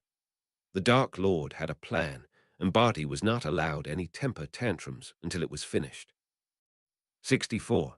Chapter 64. All plans die. Crouch Manor Lucius, no name, was losing his cool, losing his confidence, and he was terribly afraid he might even be losing his hair. Running his fingers through his hair nervously as his carefully laid plans for eliminating champions fell not one at a time, but in batches, Lucius noted that each time he pulled his hands away, there were blonde hairs attached. He was losing hair in his stress over Harry Potter. Harry Potter was going to make him go bald. Death was too good for the lushly haired half-blood. Pureblood pattern baldness had no place in the Malfoy bloodline. Clearly it was the boy who bald's fault. Voldemort had finished his last examination of the potion. Turning to Lucius, he murmured happily, "All is in readiness, bone of the father. I have you to lend me a hand." Voldemort paused, and the Lucius gave his most convincing laugh. The Dark Lord was not often in a humorous mood, but when he was, it was only Bellatrix who could match him joke for joke, and not end up randomly murdered for crossing whatever lines Dark Lord comedy possessed. Voldemort smiled softly. Barty had done good service. If he could control his little quirks, or his father hadn't turned into a fruit tree, then Barty would be finishing the champion trimming. As it is, he has turned the championship cup into a portkey to bring Harry Potter to meet the Death Eaters I will summon to see my resurrection and his defeat. Turning to the mirrors, Voldemort frowned, which was disturbing in a wrinkled baby with an old man's face and no detectable eyebrows. Lucius, my dear minion. Did I not understand at this point that Diggory and Crumb would already be dead, and that Harry would be forced to murder the Vila bitch to be properly emotionally prepared to cry on camera for his big humiliation, and the discovery that his destiny is to be a potion ingredient? I honestly feel being used as an ingredient in my resurrection should qualify for an honorary potions newt. Since Severus has betrayed me, perhaps the last thing I will show him before I kill him is Harry Potter's potion newt with outstanding plus for the regeneration of the greatest Dark Lord in history. Nothing will destroy his soul more than seeing Potter beat his potion newt grades before he dies. Voldemort mused happily. Lucius shuddered, understanding how the Dark Lord knew his minions so well.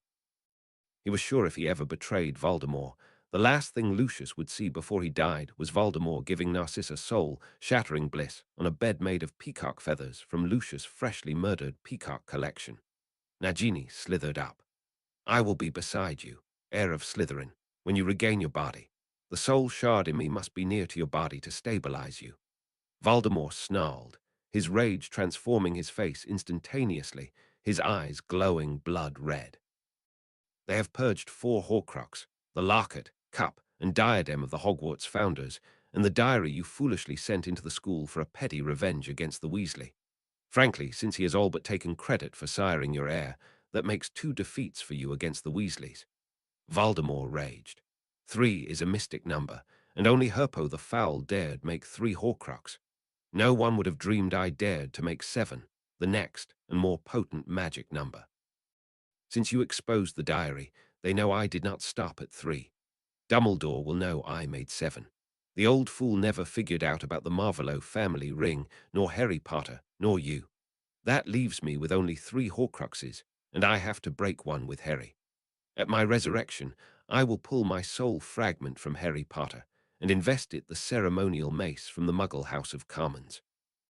Let the Muggles all bow down and give reverence to the authority in that mace, and magically bind themselves to me before I can be bothered to go conquer or slaughter the poor magic-deficient beasts. Voldemort was confident in his plan. He was also wrong, but he was confident. Hogwarts viewing stands Dumbledore had been watching Harry and his friends, showing a callous disregard for human life that reminded him too much of Tom Riddle. He had failed Tom, giving the boy the room to choose his own path, even when Dumbledore suspected that path was into darkness. He would not fail Harry. Harry Potter had been denied the careful shaping that Dumbledore knew was required, and at the 11th hour looked like he would choose to stand aside and not sacrifice himself to save the world. It wasn't the boy's fault. Instead of being taught to be humble, to accept his lot in life, and to understand that Dumbledore was the only voice, the only authority, the only wisdom that could guide the wizarding world onto the path of light. He had been confused by goblin parents and muggle-born witches, dark family half-bloods, and the very great disappointment of Neville, who had begun as such a gentle non-entity that Dumbledore had ignored him, until he had also become a dark influence on Harry. Dumbledore had his prize for the Triwizard Champion prepared, a ring that would open any door in Hogwarts except the professor's offices and allow Harry to bypass the teleport and portkey wards. For a boy so obsessed with independence from outside control, the prize was irresistible. But the ring also allowed Dumbledore's loyalty and obedience charms to bind themselves to Harry bypassing his irritatingly strong occlumency skills, and was based on charms woven into the braided metals of the ring, not runes, so the annoying muggle-born witch of Harry's and his goblin curse-breaking parents would have no runes to detect. Phileas Flitwick might still spot it, but once it was on Harry's finger, the compulsion would make him reluctant to show it to anyone. Yes, once Harry had won the tournament, grabbed the cup, and been portkeyed back to Hogwarts, Dumbledore would place his control token on the boy in front of the whole wizarding world, and no one would suspect anything. When Voldemort came for Harry, using the boy's own blood to resurrect himself, Dumbledore would be able to activate the compulsions in the ring to make Harry choose to sacrifice his life to redeem Voldemort. According to prophesy, this love-driven sacrifice being the power that he knows not, will destroy Voldemort utterly, and of course Harry Potter. Dumbledore was sad, but as the Lord of Light, he was more and more convinced that sacrificing Harry was not just eliminating one Dark Lord, but preventing the rise of another. It was a good plan. Dumbledore had confidence in it. He was also wrong, but he was confident. Champion's Maze. Fleur this was most troublesome. He had just impaled 4 werewolves on silver spikes. There is no way that Dumbledore would have put werewolves into the maze. There was almost no non-lethal way to stop them, and a single bite would make the champion a werewolf in future. Where were the normal challenges? Normal monsters? Sure, the plants had been more or less taken care of between her butterfly infestation and whatever terribly boomy thing Harry had done, and the saner of the creatures may well have fled, but she should have seen something. Dala, Shining Maiden, there are 4 Death Eaters coming to the corner, and only I am close enough to bite them. A snake hissed from the bushes. Dala, stay concealed. Gather the others. I will try to change the odds. When they are in our favor, we will kill them all. Fleur announced, then turned her allure up to a level she had always been very careful never to expose to the world.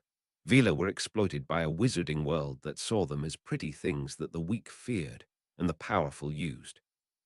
The idea that some among them could develop their allure the same way they developed their magic, until it was a threat to all but the strongest minds, would put Vila back on the too dangerous to be allowed to live among U's list. Still, needs must, and allure could not be seen through the viewing screens. No one would know that she had amped it up, only seeing the Death Eaters behave stupidly, and it didn't take magic to make men stupid around Fleur. Honestly, it took a miracle to get one to act at all useful or competent around her. Smiling softly and putting on her most scared, helpless little maiden look, she held her wand in trembling hands and gave a maidenly eek in fear as 4 Death Eaters came around the corner.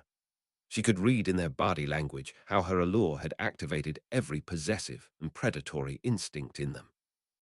Being forced to at least seem to obey the laws in the decade plus since Voldemort's fall had left them all a little pent up, and given the mission to put the fear of Death Eaters into the audience and break the will of Harry Potter, so many other things than killing Fleur came to their minds. Imperious, shouted the lead Death Eater, the beam striking Fleur and making the look of fear in her face turn to a slightly dazed but happy expression. A good happy little puppet. The lead Death Eater reached out to stroke her face. Fleur just smiled blankly in response. It's a shame we haven't got the time to show you what we used to do to your kind, Vila Whore. You're going to do a little clean-up for us. Trim the excess champions for us, then you get a beautiful death scene. Smile, pretty thing. You get to break Harry Potter's heart before the Dark Lord breaks the rest of him. The Death Eaters all laughed when their leader finished, and directed Fleur to move ahead of them through the maze to the passages that Cedric Diggory was taking. Coming around the corner, Fleur saw Cedric walking towards her. He smiled happily, 2 snakes by his side. Fleur, are we near the finish already? The happy Hufflepuff offered, visibly relaxing. Fleur smiled softly and pointed her wand. Expelliarmus, she said softly, and Cedric's wand flashed to Fleur's offhand, leaving her smiling in the hallway with a wand in each hand. Stop being a naughty girl and do what you were told. Kill the spare. The lead Death Eater smiled behind his mask. 2 Death Eaters moved to either side of the Imperiused Fleur. A wall of 4 Death Eaters and an Imperiused Fleur faced Cedric. Cedric Diggory looked at his death and finally answered the question of how he would face it. He smiled softly at Fleur and said simply, I forgive you, Fleur. She smiled at him, then extended her hands out to either side and shouted Defindo as she cast simultaneous cutting charms to either side. Her own wand created a surgical slice, cleanly decapitating 2 Death Eaters. Unfortunately, Cedric's wand resisted Fleur's magic, as Unicorn did not approve of Vila charm magic much at all. As a result, the cutting curse from Cedric's wand was less like a surgical cut and more like decapitation by 12 gauge. Blood, bone, and brain blasted out from the other 2, and Cedric ended up coated and choking on bits of Death Eater brain matter. Fleur winced, then cast a series of Scourgify to cleanse them both, before handing back Cedric's stolen wand. That was horrible. How could you do that? Cedric complained, shuddering at what he had reflexively swallowed. Fleur tapped her foot and frowned at the Hogwarts champion. What happened to I forgive you? That didn't even last 10 seconds, so much for English honor. Fleur sniffed in irritation. Cedric tried arguing. I forgave you for killing me, not making me choke on bits of Death Eater. Plus, you just killed 4 people in front of me with no warning. Fleur held up a hand. Stop talking. I am not talking to silly English boys who retract apologies within a minute, even when beautiful and gifted foreign witches endanger themselves just to save said ungrateful Englishmen. Cedric blushed and followed Fleur, thankful that Roger Davis was a lot easier to communicate with than the beautiful French witch. He pitied Victor Crumb, even though the rest of the school would envy the Quidditch star for dating the murderous and moody beauty. Not for the first time, Cedric wondered if there was something wrong with him, or if the other champions were just all naturally that much harder than he was. He would say it was a Hufflepuff thing if Harry, Neville, and Hermione didn't have body counts equivalent to major disease outbreaks or small wars. He sighed.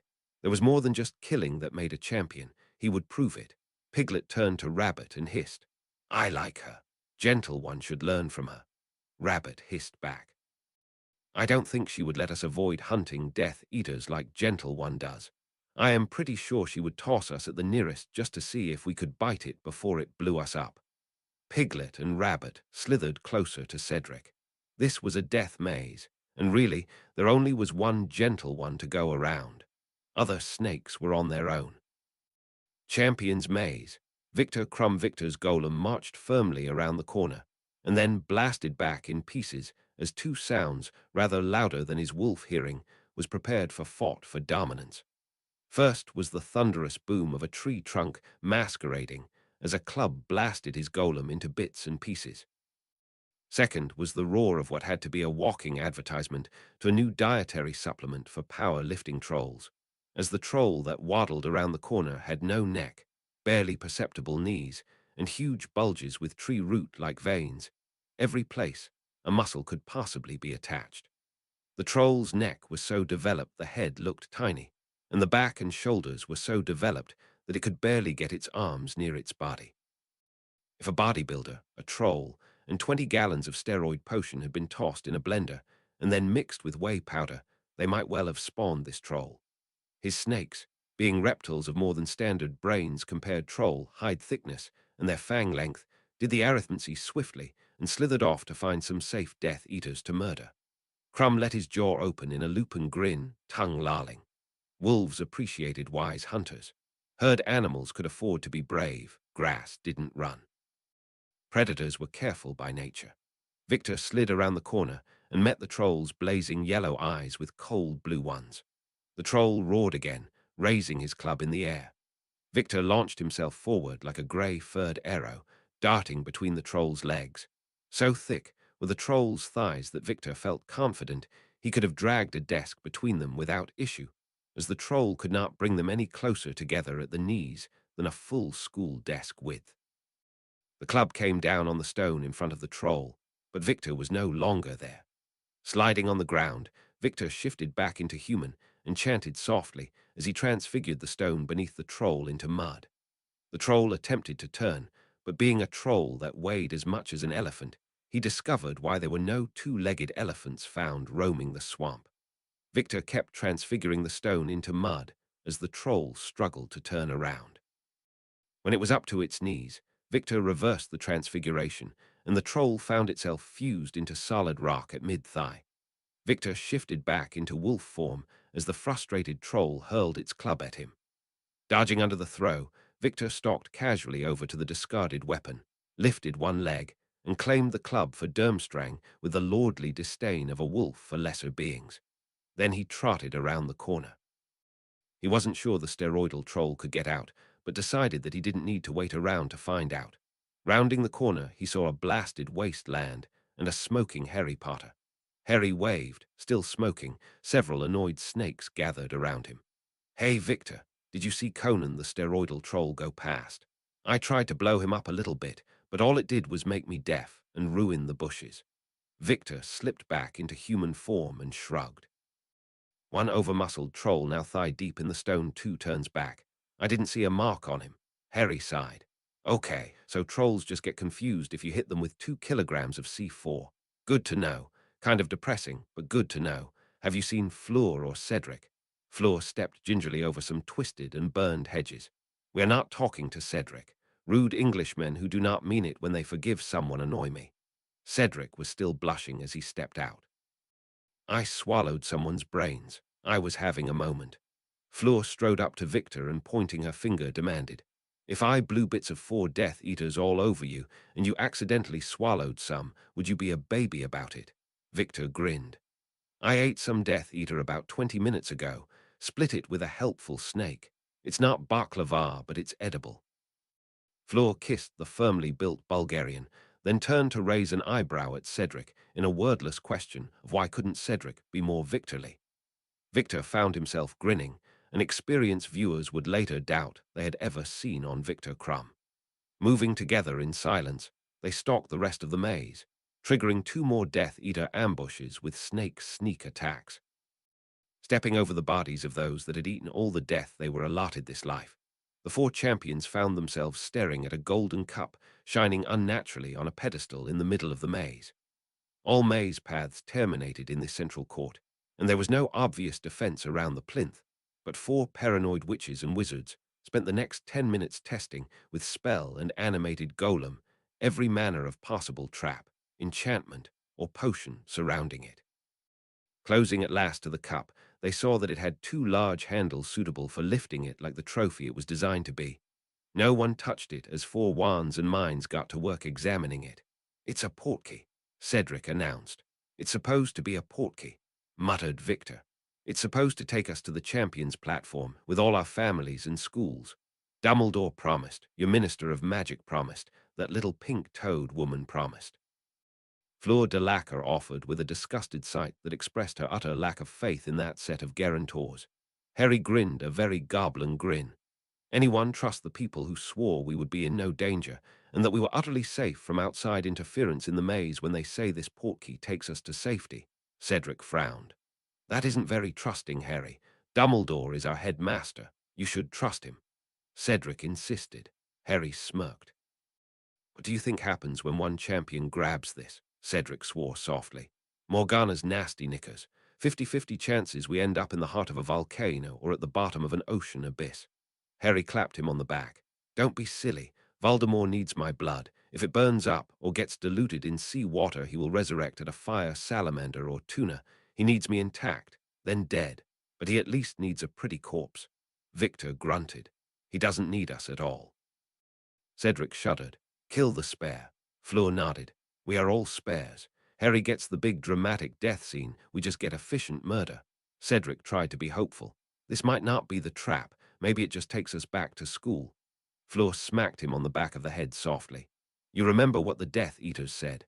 I was supposed to kill the extra champions, then force Harry to kill me so he would be all emotionally shattered when Voldemort got him. That sounds pretty much like they are waiting to catch Harry when he lands." Victor looked up. "They are watching us now. They know we lived." Harry smiled softly. "Let me take it alone. If we all go, they will be waiting for us. They will kill us before we recover from the portkey." Cedric smacked Harry on the back of the head. "Don't be stupid. We aren't going to leave you." Victor gave a nod, Fleur a little curtsy, and Harry tried not to tear up. Moving around the cup, he looked at his fellow champions. "Right, we have fought through the maze, and we didn't help each other out against any of the official challenges, just the Death Eaters that were not supposed to be here. So as soon as somebody grabs the cup, the contract with the Goblet of Fire will no longer be ready to kill us or steal our magic anymore. It's just the change of Death Eater ambush, Dark Lord potion fondue with a side of unmarked graves that is a risk," Harry said. Fleur looked at him critically. "Is this a goblin pep talk?" Cedric grinned. 6 years of listening to Binns and I finally figured out how the goblins lost the rebellions. They listened to a pep talk before the final fight. Victor growled. "A coach you will never be. Let's get this done. On 3. They nodded, and Harry thought for a second about grabbing it on 1, but as a warrior, he knew he would never survive being left out of a fight like this that his comrades went off and died without him. It wasn't that smart, but he was a goblin and a Potter. Both family backgrounds were legendary for bravery and savagery, not for good decision-making. Harry chanted. 1, 2, 3. 4 hands grabbed 2 handles, and the world spun into a golden spiral as the portkey activated, and the 4 champions of the Triwizard Tournament spun out of the Champions Maze and into glory. 65. Chapter 65. Dance Among the Tombstones. There are moments when you are terrified you have made a mistake, and you are about to be revealed as a paranoid idiot in front of not only your friends and family, but the entire world. Then there are moments when it sucks so hard to be right. This was not the first kind. Harry hated portkey travel. You spun so fast that landing any other fashion than like a pancake tossed by a 5-year-old's temper tantrum took years of experience. Years Harry did not have. What he did have was his absolute command of the sky, and since that literally started where the grass ended, a really good sense of what kind of land they were falling towards like an asteroid masquerading as a taxi. It was not the Hogwarts stands. It was the little Hangleton cemetery where Tom Marvolo Riddle Sr. was buried. Sirius used it as the apparition point when he led the strike team to get Voldemort's ring Horcrux, the one that left the resurrection stone sitting in Noodle's stomach like some deathly hallow bezer for regurgitating dead people. Noodle had explained why he wanted it and why Harry shouldn't have it, and for his own mental health Harry didn't argue. That is a lot to go through your mind while you are falling from the sky, but Harry's brain was having a moment of gibbering panic. They were falling into Voldemort's trap, a trap that Harry, Noodle, and Hermione bet they could probably beat, given time. But Voldemort only had reason to keep one of the champions alive, even for a moment. Sorry, Harry screamed as they fell from the sky. 3 champions of the Triwizard Tournament, the best the 3 greatest schools of witchcraft and wizardry in Europe could produce. 3 peers who had chosen to take up Harry's fight as their own and choose to face death at his side. They were the kind of brave you read about in wizarding story books, but Harry was raised goblin. Heroes died first. Only cheaters prosper, and war is theft written large. Voldemort would kill them in the first seconds, and none of them would run, given a choice. So Harry didn't give one. In a blast of his air magic, the only kind he could really muster hanging on for dear life to a spinning portkey with his wand safely holstered, Harry blasted the 3 champions off the portkey, letting centripetal force toss them clear. Falling uncontrolled for 50 meters in the dark over a graveyard filled with the kind of stone items that really seemed like a bad idea to meet on your way down may well have doomed them. But had they stayed with Harry to the end of the trip, it would have been the end of their lives for sure. Harry hit the ground like a 60 kilos of wet cement. He lost his breath and never got the chance to get it back. Incarcerus, shouted Lucius No Name. Stupefy, shouted Lord Parkinson, head of the conservative faction of the Wizengamot. Harry woke up bound to a cross above a bubbling cauldron the size of a bathtub. A wizened baby sat inside the cauldron, looking up. The ancient bitter face staring back at him lived in his every nightmare and no few of his memories. Voldemort, Harry snarled. Ah, Harry Potter. Or should I say Harry Potion, because it turned out that in the end you were not the boy who lived, but the boy who helped Voldemort live again. That is the future the old fool Dumbledore saved you for. A potion ingredient to return me to power, Voldemort laughed. You will fail, Voldemort. I have always beaten you in the past. Harry snarled, testing his bonds and finding them too well tied to leave him any useful play to escape. Voldemort sneered. You have won nothing. That muggle-born slut of a mother of yours has cost me much. Killing her was far too easy an end. That woman was wasted on the Potter idiot. She managed to turn my killing her into a weapon against me. There was no power in the world that could stop me, so she stole my own killing power and turned it against me. You were nothing. You were nothing more than the trigger of her trap. She made her blood into poison not only against me, but against my magic. Harry grinned, feeling his mother's spirit stir within him. She rose inside him like fire, her green eyes staring out through Harry's to look at her ancient foe, who once again threatened her son. She beat you before, she will always beat you.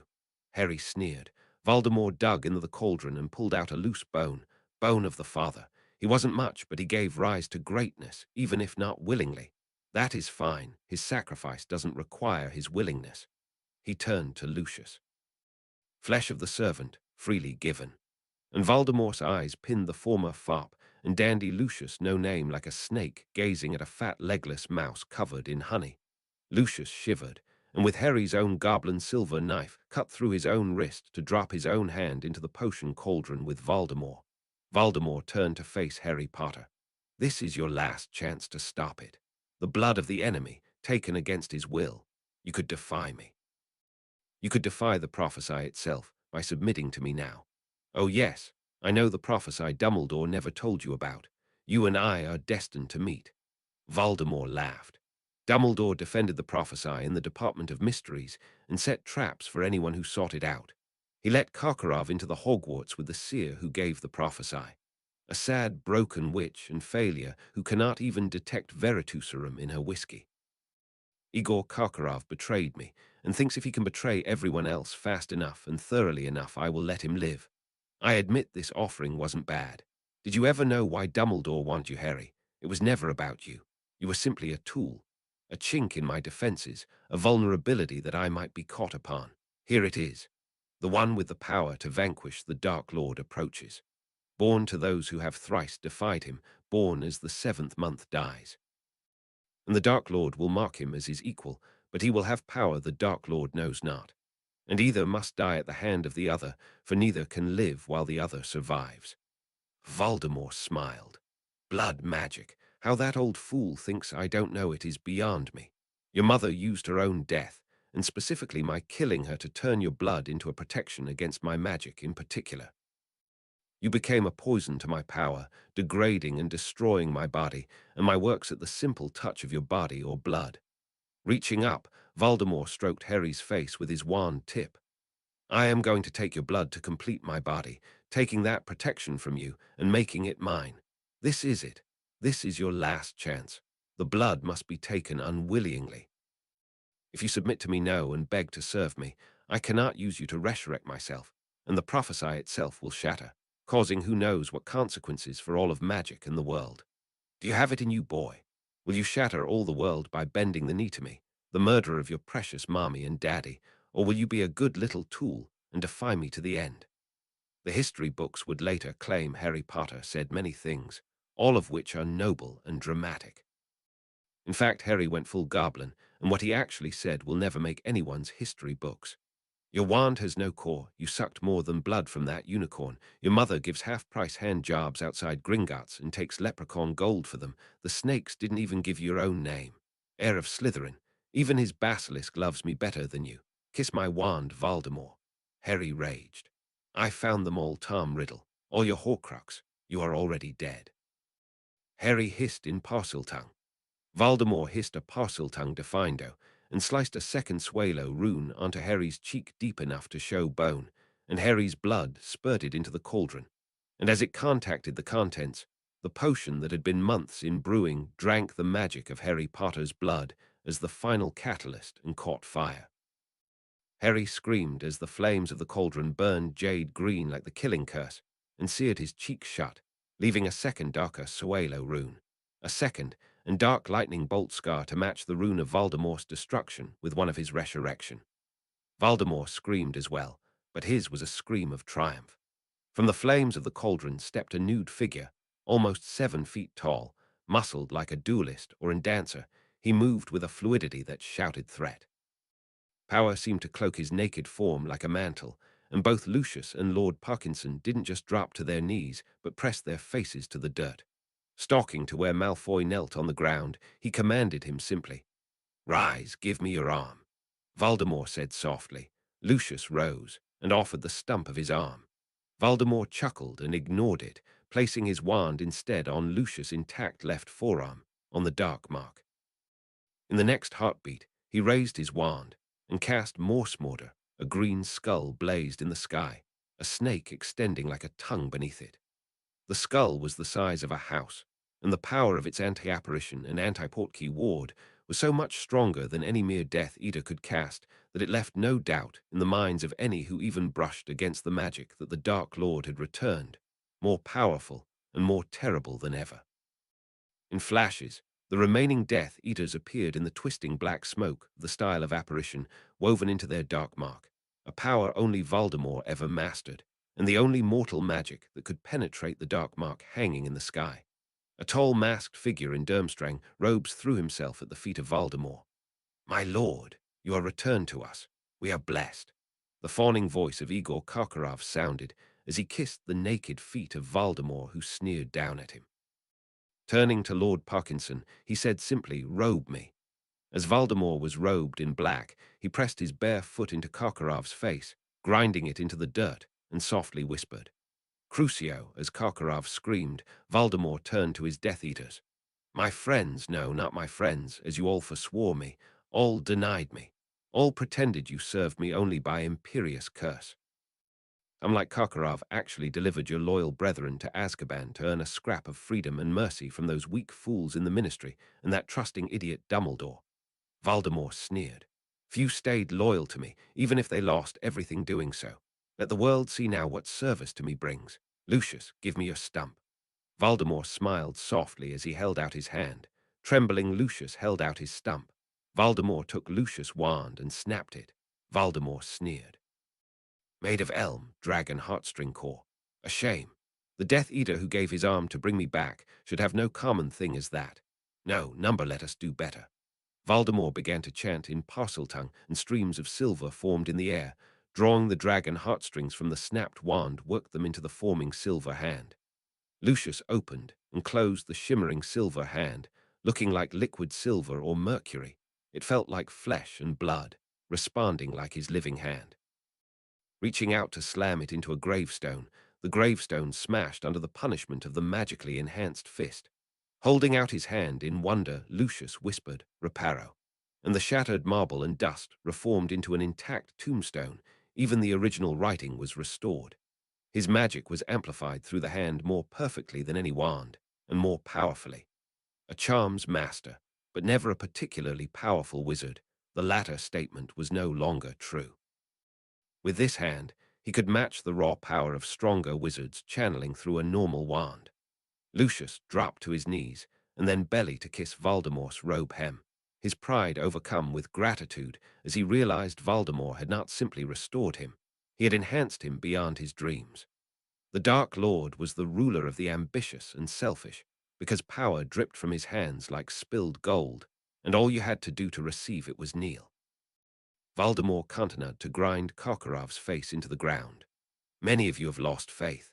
Lost faith because Harry Potter's mudblood bitch of a mother proved wiser than Dumbledore and the entire Light faction to embrace the darkest of sacrificial blood, magic to protect her son from me. She had the honor to die by my wand, and she earned it.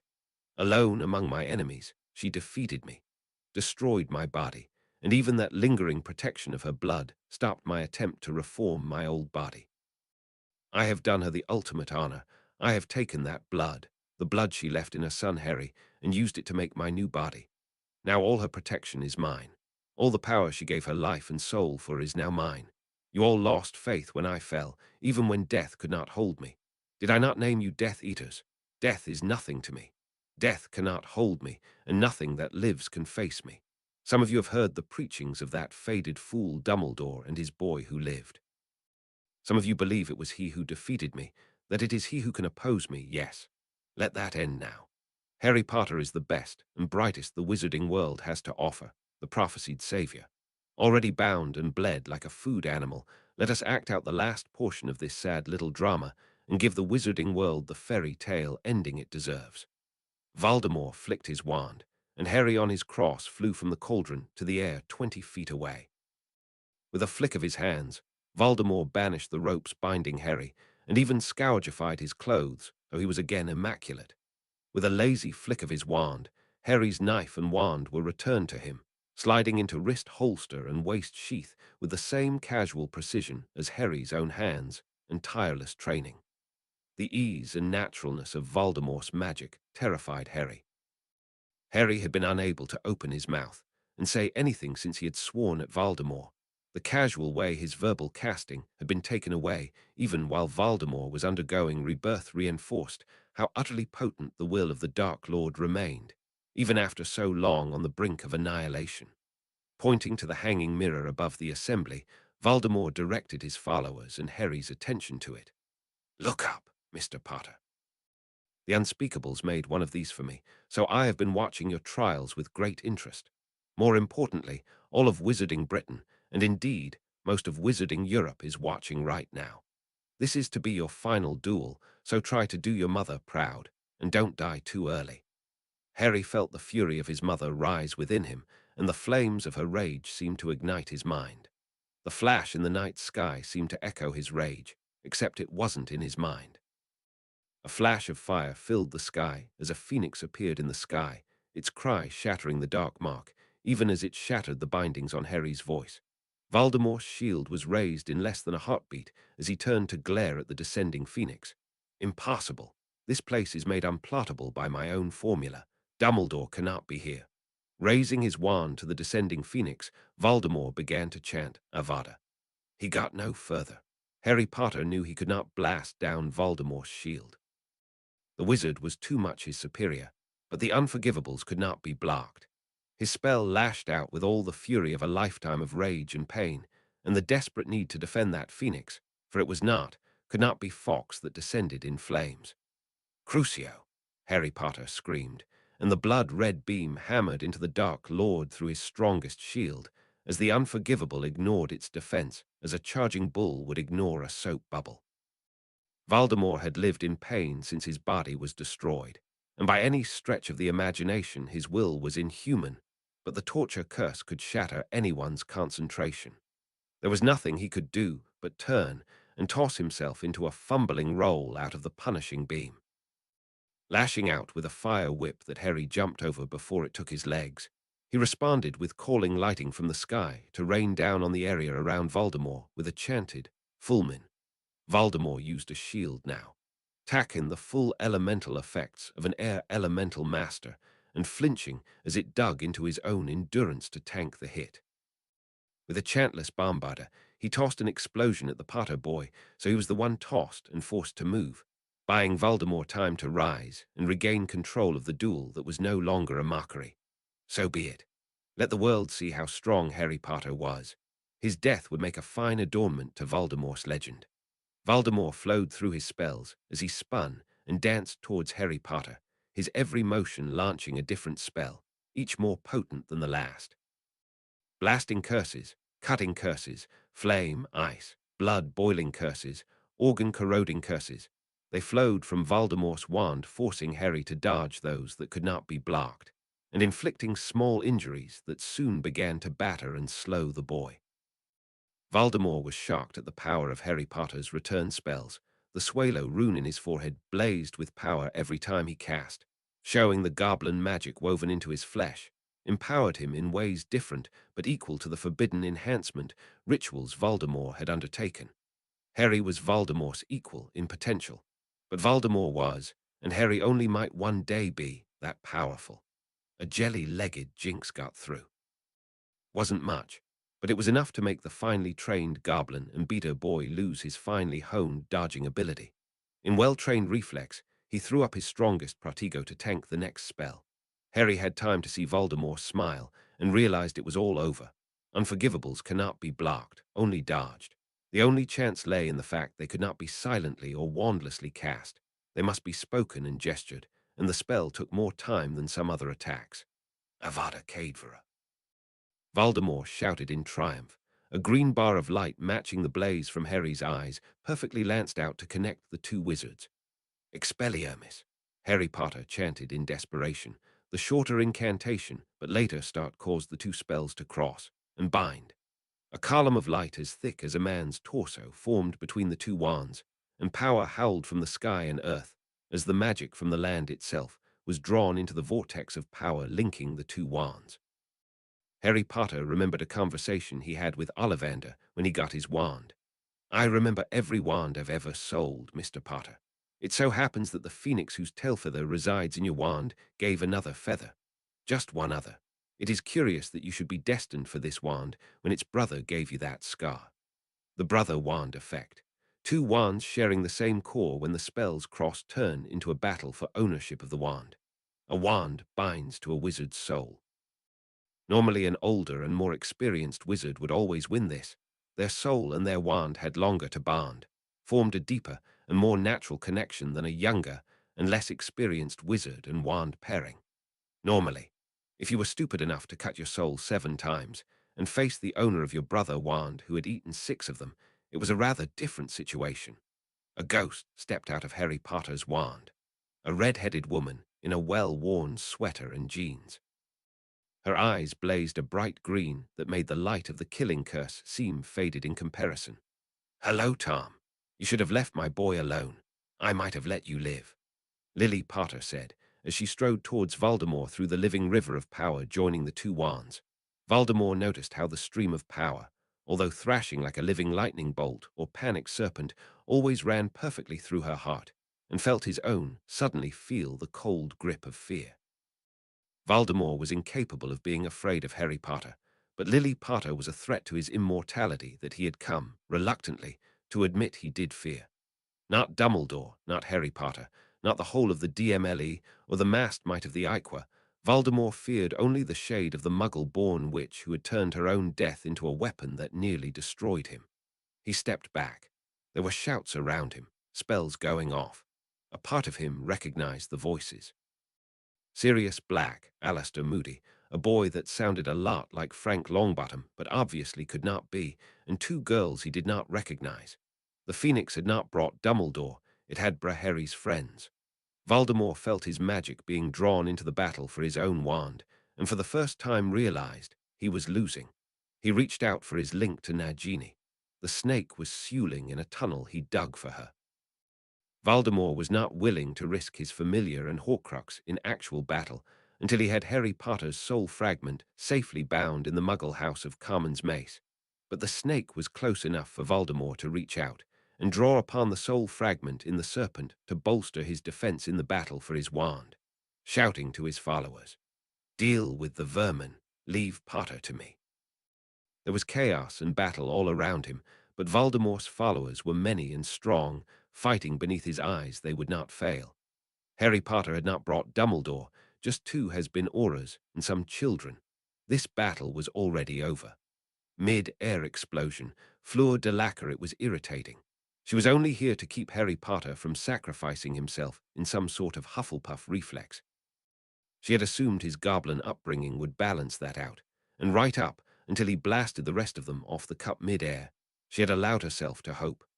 Those who were not Vila would probably react badly to being blown off a portkey 50 meters in the sky, in the dark, blasted off sideways into space at a frankly terrifying speed.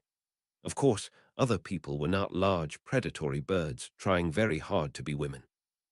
Fleur was more than a little angry at Harry for his chivalrous bullshit, so her other form was closer than normal. Most Vila could manifest claws and beak, with some feathers. They had aspects of their ancient bloodline, but it was too far back to use for more than tapping it for the magic of the allure and the fire in their blood. Fleur was not most Vila. She was not the most beautiful Vila living because of lucky genetics. She was the most beautiful Vila living because she had developed her power and her connection to her ancient bloodline beyond any Vila in living memory. Tossed into the sky, Fleur tucked her arms to her side, pointed her body into the dive, and screamed. Feathers grew over her, claws and a beak, but still she kept her wings close, as spells howled around her as wizards sniped at her from the ground. Leaving a ball of fire to flash in the air for a second behind her, she felt the two Bombarda Maxima hit where the flare went off, now dozens of feet behind her, and rode the explosion out before snapping open her wings and sweeping over the tombstones close enough to feel the coldness of the stone. Banking behind a larger mausoleum, she tucked her wings back in and folded to the ground, letting her human shape take over. She was a long way from the graveyard now. She was safe. Merlin's bloody beard. If that idiot gets killed before I get back, I will turn his corpse into bread and feed him to the stupid ducks on his stupid lake. They can poop him all over that stupid drafty castle. Wand in hand, cursing now softly, Fleur de Lacquer wrapped herself in the most powerful notice-me-not charms she knew. Illusion and invisibility would not work against Death Eater masks, but notice-me-nots were enough as long as something else was going to, that was more interesting. Harry Potter was the definition of something more interesting. As long as he was interesting and alive when she got there, she promised to keep him that way. Mid-air explosion, Cedric had been expecting it. Harry was Hufflepuff, so Hufflepuff it almost hurt. No Hufflepuff would let a friend go into battle alone, but if they really felt they were going to die, they would do whatever it took not to let a friend get caught up in it anyway. To be a prefect is a challenge. Ravenclaw prefects had to deal with students who routinely messed with the boundaries of reality and potential explosions that could blow up small cities, because it seemed like the next natural step in research. Slytherin prefects had to deal with assassinations ranging from character to and dispose of the corpses of witnesses. Gryffindors had to deal with legendary impulse control issues that made the list of what Gryffindors did with it, and the list of most dangerous things you can do with any spell, enchanted object, or potion the same list. To be Hufflepuff prefect meant that you had to understand that reason was of limited use. Hufflepuffs understood probability and consequences like Slytherins. They just did math like Gryffindors. When Harry idiotically decided to face certain doom alone, of course, Cedric was ready for it. He was a Hufflepuff prefect for Helga's sake. You cannot surprise a Hufflepuff prefect with a reflexive urge to protect your friends, even at the cost of your own life. It was literally in the Hufflepuff prefect manual written by Helga Hufflepuff herself. Once blasted free, Cedric cast two spells. The first was an illusion of fog, and the second was the most powerful gust of wind spell he could muster. Sure, Death Eaters could detect illusion. That was fine. Knowing the fog wasn't real didn't make it easier to see or shoot through. The gust of wind spell was because if Harry figured they would be shot at as soon as they hit ground, if not before, then being farther from where they were shooting sounded like a good idea. A powerful explosion of fire below and left of him blasted him another dozen yards in the sky and cost him any control of his flight. Luckily, he managed to cast a resto momentum before hitting the ground. Honestly, as a seeker and prime bludger target in any Quidditch game, he could cast that spell while semi-conscious and blast it off his broomstick, hitting the ground at a sustainable pace. Cedric cast a quick notice me not charm on himself. It wouldn't stop anyone looking for and at him directly from noticing him, but at least if they were distracted, they would always choose to look at something else first. Harry was about the best distraction you could get, unless you wanted to unleash the Weasleys. Come to think of it, Harry is the only one bold enough to deliberately unleash the Weasleys. Cedric was beginning to understand why. Feeling a bit like an idiot, Cedric began creeping towards the part of the graveyard the big green dark mark was hanging over. Cedric was a seeker, a wizard, a budding master of runes and enchantment, but somehow sneaking up on people in dark graveyards had never really been part of his training. He stubbed his toe and tripped on a grave marker set in the ground, blushing a bit. Cedric noted how none of the heroic biographies he had read mentioned how much the need to pee weighs upon the mind in life and death situations, nor did the stubbing of toes come up much. He began to consider a certain amount of editing had gone into these biographies, or Cedric was doing heroic entirely wrong. Blasted off in midair, Victor was a seeker by training and a hunter by inclination. To say that he was surprised to be blased off into midair, spinning out of control, in the dark, and above a graveyard filled with murderers would be a lie. Honestly, blasting into the dark and deadly unknown, Victor felt at peace. He was not good with conversed in, clever word games and humor. Victor was one of the brightest wizards of his generation, but a solitary life and humble background did not prepare him for political games or manipulation. He could recognize when these games were being played, but he neither knew the rules nor cared about the stakes. Seekers waged a private war against the entire other team. Hunters waged a private war against the wild. Victor spent most of his life alone, knowing that everyone he met was a danger, until he became strong enough to be the danger. Tucking into a ball, he accepted the tumble that would make him a harder target to hit, then extended into the classic swan dive on whatever random vector his tumble had left him.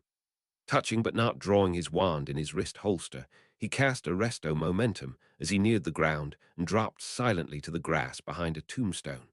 Shifting to his wolf form, he slunk towards the green mark hanging in the sky. His prey gathered beneath it. They would have all precautions against magical stealth and illusion. He let his grin flash, a quick flash of white teeth in the moonlight.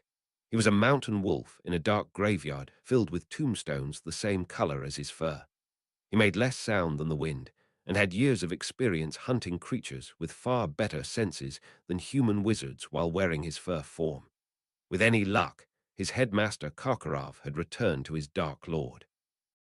Wouldn't it be terrible if he was forced to defend himself, and through no fault of his own, had to tear out the throat of his dearly beloved and sorely missed headmaster?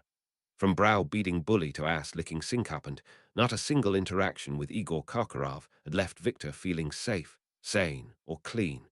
Maybe killing him would be the one time that washed all the bad memories away. Don't die, Harry, Victor thought. Trading any number of dead enemies for a dead friend is still a loss. The world was full of enemies, and he had so very few friends. Hogwarts viewing stands. Dumbledore rose to his feet. Impossible. It can't be. Dolores Umbridge gripped her seat in panic. The minister said it was a lie, that Voldemort was dead and just an excuse the rabble made to excuse their lawlessness. Hermione, Neville, Millicent, and Noodle slipped from the stands. Sirius Black was nudged by Mad-Eye Moody, and Swifty followed. "You have speaker," Hermione hissed. Noodle nodded. "We are one. Magic will not allow anything to separate us. I can guide you." Sirius broke in, jogging up. "Where do you think you are going?" Neville blocked his way, glaring at the powerful Wizengamot Lord. "We are going after Harry. Do not stop us." Alcester trotted up. "New bloody foot, still not used to it. Not stopping you, boy, coming along. Keep you young heroes from getting dead." Millicent snarled at them. "Stay out of the way. We can't save Harry until Voldemort is back alive, and we don't interfere until Noodle says so." Sirius clearly did not understand, and was about to say something when Alistair cut him off with a brusque, "What do you need?" Hermione looked the old aura in his restored eyes and said simply, "Kill me." Before Sirius could object, Moody rammed a knife from his sleeve through her eye and into her brain, killing her instantly. She fell in flames, and a phoenix flamed into life. "Bugger me if that ever gets less creepy," Sirius muttered, and Noodle wrapped himself around the phoenix that was his mouse giver. With a cry, she rose in the air, and as she flew above them, several sets of hands latched on to her feet, and she tore into the sky in a flare of fire that rivaled any explosion, but left no shock wave behind save in the minds of those washed in the cleansing power of the phoenix pure light magic. She flared out of existence at 1/2 kilometer in the sky, and no amount of Dumbledore's magic could track her. They appeared in the green glowing wrongness of the dark mark, even as Harry Potter and Voldemort's magic locked into a storm of power that blinded everyone's magical senses to an alarming degree. Spellfire sought them, but the explosion of phoenix fire and the dark magic of the disrupted dark mark made spells warp, twist, and fragment terribly. Alastair, Sirius, Hermione, Millicent, and Neville alighted on the ground, drew wands and went to fake an assault, just enough to draw fire, but not willing to press an attack against a superior force. They had no intention of fighting to the finish. Noodle reached inside to the resurrection stone, to his connection to Speaker, his speaker. He reached and he pulled, and Lilly Potter answered. A fragment of her spirit filled Noodle, and through her he could feel the fragment of Voldemort's soul that was bound beneath the earth in a place no human could reach. A tunnel the great snake Nagini had crawled through. Many times Noodle's size, Nagini was a slow and dangerous predator, one that had grown fat executing Voldemort's enemies. Noodle had grown to power hunting in the Forbidden Forest and teaching young Basilisk, technically his guard children, how to hunt. Noodle had hunted so many things beyond his power, including the mother Basilisk, that he no longer bothered counting. There was no doubt in his mind who was purduer and who was prey. Down into the dark, into the tunnel went Noodle, and death followed with him. Nagini sensed something stirring in the tunnel, something coming after him. A lesser serpent. Hissing happily, he waited in patient ambush. One of the Death Eaters had lost control of a summoned snake again. They seldom lasted once eaten, being conjured and not real, but they died nicely and tasted nicely. It was enough. Noodle could see the heat from Nagini. The fat serpent had grown so used to being fed already disabled prey that it forgot that down in the tunnels there are only the scared and the dead, and Nagini was not scared. There is a truth about ambush. It is a thing that uses surprise as a second weapon, rendering what should have been an even fight into a one-sided slaughter. Those who have never gone down into the dark to pit fangs and hunger against the same forget. If you know it is an ambush and do not care, surprise can go the other way. Nagini was in the cavern Voldemort had dug for her, coiled and ready. The foolish snake that came from the tunnel would emerge with at most a few inches of play in their body to strike with, while Nagini was coiled and ready at range, eyes open, tongue tasting the heat and scent of her prey. Noodle could smell the heat and scent of Nagini. Not a snake, not really. So lost in its abomination, Noodle could not even smell what it truly was, and he guessed she could not remember how to become that again anyway, so it didn't matter. She held the last portion of the air of Slytherin that Speaker needed. Noodle had come for her. Reaching down into the well where his magic lived, his gift from Speaker, he reached into the stone and called out through his link to Speaker to her who was bound to his blood, her who was bound to his soul. Her who was bound to a revenge so terrible, she bound her child to carry it out, even if it cost her own immortal soul. Lilly Potter, Noodle hissed, as he slithered out of the tight tunnel, and into the deep cavern bunker Voldemort had wrought for his familiar and last of his Horcrux. Nagini was already exploding into motion when the face shone in the darkness. A smiling red-headed woman, green eyes burning with the green of the killing curse, as her mouth opened and a terrible laugh came out.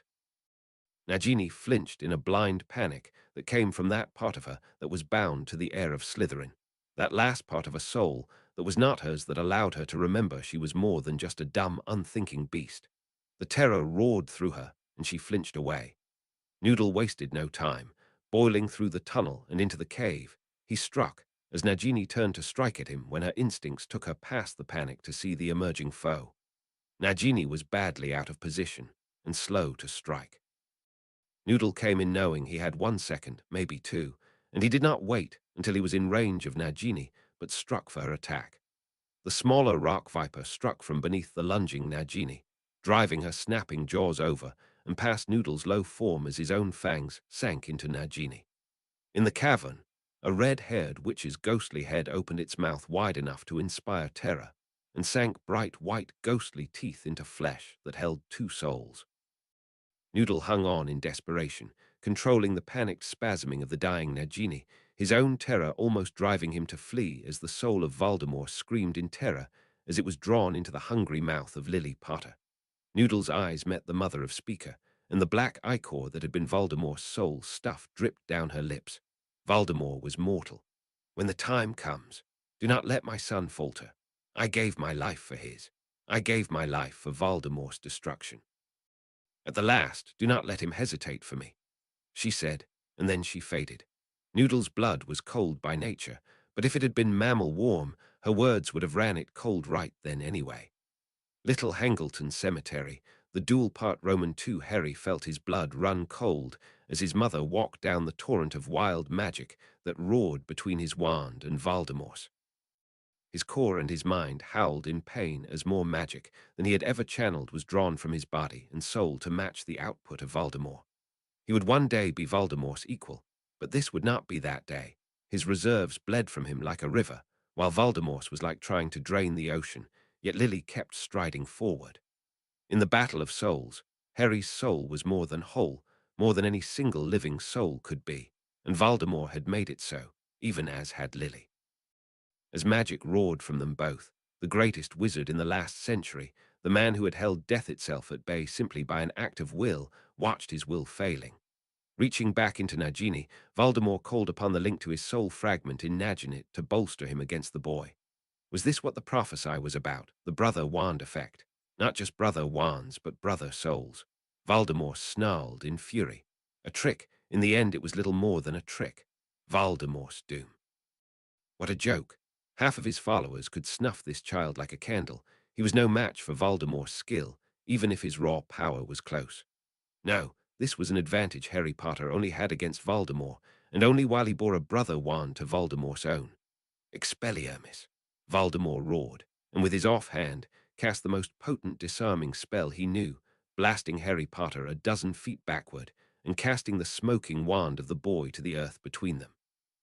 As Voldemort threw back his head to laugh in victory, a jolt of terror came down through his link to Nagini, then through the open bond Voldemort felt his Horcrux. Die. Rather than returning to him, his soul fragment was consumed, was eaten. This was not the old man's trap. This was soul magic, soul-devouring magic so dark Dumbledore would have cut his own eyes out for reading it. He saw again those green eyes, that red-headed witch who had turned her death into his defeat. This was her work. Lilly Potter. Voldemort snarled, then took his wand in hand and pointed to the boy who was even now staggering upright. You think you have won. You have made me mortal, and you think you have won. I am Voldemort. I cannot be killed by a child. I defy the prophesy. I defy fate. I will remake the world as it ought to be, and all shall know my coming and despair. Voldemort shouted, then his voice got quiet, his face almost reasonable. Goodbye, Harry Potter, Voldemort said, and bowed slightly. Vada Kedavra, the bolt of jade light that was the killing curse, lanced out, and at the last second Harry Potter went invisible, but you could not hide from the killing curse with any spell or cloak. His spell struck home, and Voldemort saw the flash of flesh lit by its terrible light, and felt the severing of a soul. It is finished, Voldemort said. Still, he had no Horcrux left. The gaping emptiness he felt at the death of Nagini told him that much. He could not guess how, but they had found them. He had to strike now, while they were unprepared, and while his puppet held the post of Minister of Magic. The battle raged around him. That idiot Karkaroff seemed to have got himself killed. Well, Voldemort planned on using him to soak up traps and spells like the few werewolves and vampires he was able to recruit. Lucius was still fine, but in danger of getting himself killed as he slunk closer to the battle between Black, Moody, and the dozen Death Eaters that faced them. Lucius should know better than to try to backstab Mad Eye Moody. He was trash, but the best of what he had left. Enough, my Death Eaters. Britain falls tonight. To the Ministry, Voldemort shouted, and vanished in a puff of black smoke. In waves, the Death Eaters vanished, following their master to his long-planned assault on the Ministry of Magic itself. Hermione sprinted to where Harry had fallen, watching Fleur de Lacre and Victor Crumb converging from where they had been fighting with other Death Eaters. A body lay on the ground, lifeless. The three watched in horror as the dead body shifted and fell on its side to reveal the smiling and lifeless face of Cedric Diggory and the rage-filled face of a very battered but still living Harry Potter. Moments before, Karkaroff, shouted Mad Eye Moody as he moved on the large, lanky figure in Durmstrang robes whose mask failed to conceal his identity from the aura that arrested him so long ago. Karkaroff, not daring to face him alone, gestured to the half-dozen Death Eaters around him and shouted, "Kill him, you fools!" Karkaroff shouted, stepping back and raising his wand to strike when it was safe for him to do so. His back turned, wand outstretched, and every fiber of his being focused on Mad Eye Moody. He never saw the wolf charge from the Darnkess without a sound and lunge to drive him into the ground. Karkaroff never screamed. In the seconds he fought to regain senses and breath. The jaws of a mountain wolf tore his throat open, and the headmaster of Durmstrang fell to the fangs of its champion. Fleur de Lacre spun a dozen illusions of herself. It was difficult and challenging work, but the final illusion she laid over her true form was also of herself. Smiling, she walked out proudly and waited as the Death Eaters began targeting her. Of course, Death Eater masks can detect illusions, and both the dozen of her illusions and her true form were covered with identical illusions, so all 13 detected as illusions of Fleur. She let her allure run wild, knowing the strongest Death Eaters could and would fight it off. But it was another distraction, another division of their focus in the moments when so very few of Harry's friends and family faced so many Death Eaters. If she cast a single spell, she would lack the concentration to hold the illusion, so all she could do is walk smiling towards the Death Eaters and know she was tying up a dozen of the enemy for as long as she could. She really hoped someone else would join the fight, or she suddenly came up with the next step in this plan. She tried not to flinch, and indeed masked it with a laugh as Spellfur tore through 3 of her illusions without harming them. Fleur felt a finite incantum hit her spell, but she was a Veela and a champion of Beauxbaton. She was the equal of any charm's master in illusion, and with the gift of her race, she could hold this illusion against anyone less than Dumbledore or Voldemort. They are illusions, you idiots. Start blasting the tombstones. The bitch has to be hiding behind one of them, making fools of us with these illusions. A Death Eater shouted, his attempt at disillusionment failing. Death Eaters began blasting the tombstones at random. Fleur felt one carve a wound in her back, but she kept walking as if she was untouched. Illusions could not show pain after all. She felt the blood running down her back, slower than she felt her time running out. Someone had to break this stalemate. Sirius, Hermione, and Neville pressed towards the duel while Millicent and Moody tried to keep the Death Eaters busy. They worked towards the battle, and Sirius caught himself as he saw something that stopped his heart and breath for a second. "Lily," he whispered. Walking down a torrent of magic so bright it made a lightning bolt look dark was Lilly Potter. She swayed towards Voldemort like she was walking towards the dessert tray at the restaurant, not like she was at war. He saw Voldemort step back in fear as she came for him. His shock broke when Voldemort blasted Harry from his feet with an offhand disarmament hex moments before Lily could reach him. Sirius tried to battle through to reach his godson, but there were too many Death Eaters, and he had to hold Hermione and Neville back from getting themselves killed, charging ahead blind. Cedric Diggory watched the duel, and he had never seen magic anywhere close to that level of power. He had always assumed the tales of Dumbledore and Grindelwald had been exaggerated, but now watching Harry Potter and Voldemort, he understood that wizards like Grindelwald and Voldemort could not be beaten by normal wizards. It took someone special. It took Harry. Voldemort was a few feet away from destruction when he suddenly thrust out his hand and blasted Harry off his feet and disarmed him.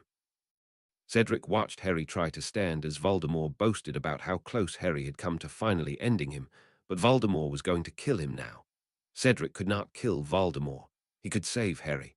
Without thinking about it, Cedric put his most powerful invisibility charm on himself and charged out to tackle Harry Potter. In the end, Voldemort was too fast. No one should be able to cast a chanted spell that swiftly. How many times do you have to cast the murder curse for it to come that easily? Cedric hit Harry even as the spell hit Cedric. He felt something break inside him, and he saw Harry Potter fall to the ground. He saw Harry Potter crushed under the weight of his body. Cedric looked down and realized he had not fallen with it. His body lay atop the boy who lived because Cedric didn't. He was dead. Oh, bugger. 66. Chapter 66, Darkness Falls. Barty Crouch looked at the interim head of the DMLE, Kingsley Shacklebolt, and nodded seriously. "Minister, this is serious. Dumbledore has sent a Patronus message assuring us that Voldemort is indeed restored, and on his way here with a force of Death Eaters that is far larger than our intelligence said was possible." Kingsley's regal baritone conveyed the urgency of his words. Barty, so happy that his Dark Lord was restored, and with about 3 hours left of useful polyjuice in his flask, took a last sip. Merlin, but he hated the taste. Remind him to go piss on Daddy's tree in revenge. It's petty, but the Dark Lord wants to keep the magical tree for its defensive value, and he had enough of his master's punishments for a while. Barty patted Kingsley on the shoulder. "Yes, well, I imagine some of the people doing the intelligence assessments were Voldemort's people. Death Eaters are the elite, the lords of the world. The common rabble who sell each other out for gold or to conceal some secret vice.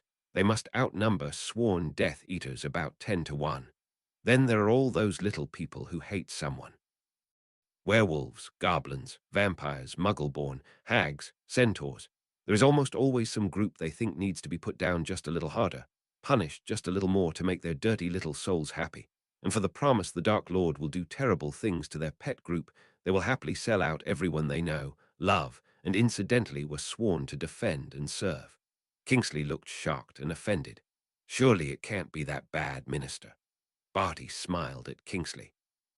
"If you liked the coffee in the Aura Ready room in the last few weeks, Kingsley," Barty offered casually. Kingsley smiled. "It has been a very great improvement. All the lads and lasses wanted me to pass along our thanks. When we heard you were supplying it personally, we were all quite pleased." Barty nodded. "Yes, it made swallowing Amelia Bones' arrest so much easier. Made ignoring all those silly rumors about me Mad Eye and Dumbledore kept peddling. Of course, loyalty potions will do that for you." Shacklebolt blinked, sure that there was something there he should react to, but of late his thoughts seemed to drift oddly when they got near conflict with his superior. He was a simple man. He was happier just doing his job and defending the people like an Aura should. Barty smiled and shook Kingsley's hand in both of his. "You have been a good man, a damned fine Aura, and you will be missed. Not by Proudfoot, though." Kingsley was looking confused when the blood-boiling curse slammed into the dark-skinned Aura, as Aura Proudfoot shot him in the back. "Kingsley, Even under the loyalty potion reacted with trained reflexes to flick his wand into his hand, but the minister was holding his hand so tightly he couldn't get it free. As Kingsley fell to the floor and began spasming, Barty leaned on his desk and drew his own wand. It turns out Amelia was right, so was Mad Eye, and even Dumbledore. You arrested your boss on the orders of Barty Crouch Jr., loyalist Death Eater, smuggled out of Azkaban by dear old Dad, and imitating him for months now. Months you and most of the officials in the DMLE have been dosed with loyalty potions. Turns out that you never bothered to investigate housekeeping and cafeteria staff. Turns out there are rather a lot of staff there less than happy about house elves taking all their jobs away, or being the reason they had to accept lower and lower wages. Makes them a tad bitter. Great for recruitment, though. Barty rubbed his face.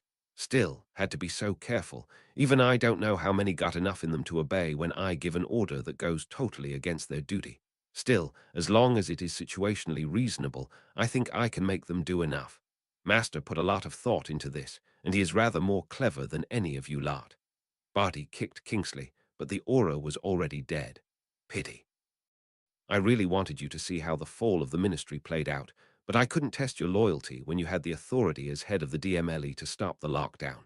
It takes the Minister of Magic and head of the DMLE to lock down the whole ministry. Barty turned to Proudfoot. Proudfoot, my good little minion, how would you like to be head of the DMLE? Aura Proudfoot turned to Barty Crouch Jr., confessed Death Eater, and smiled. Yes, sir, that would be lovely.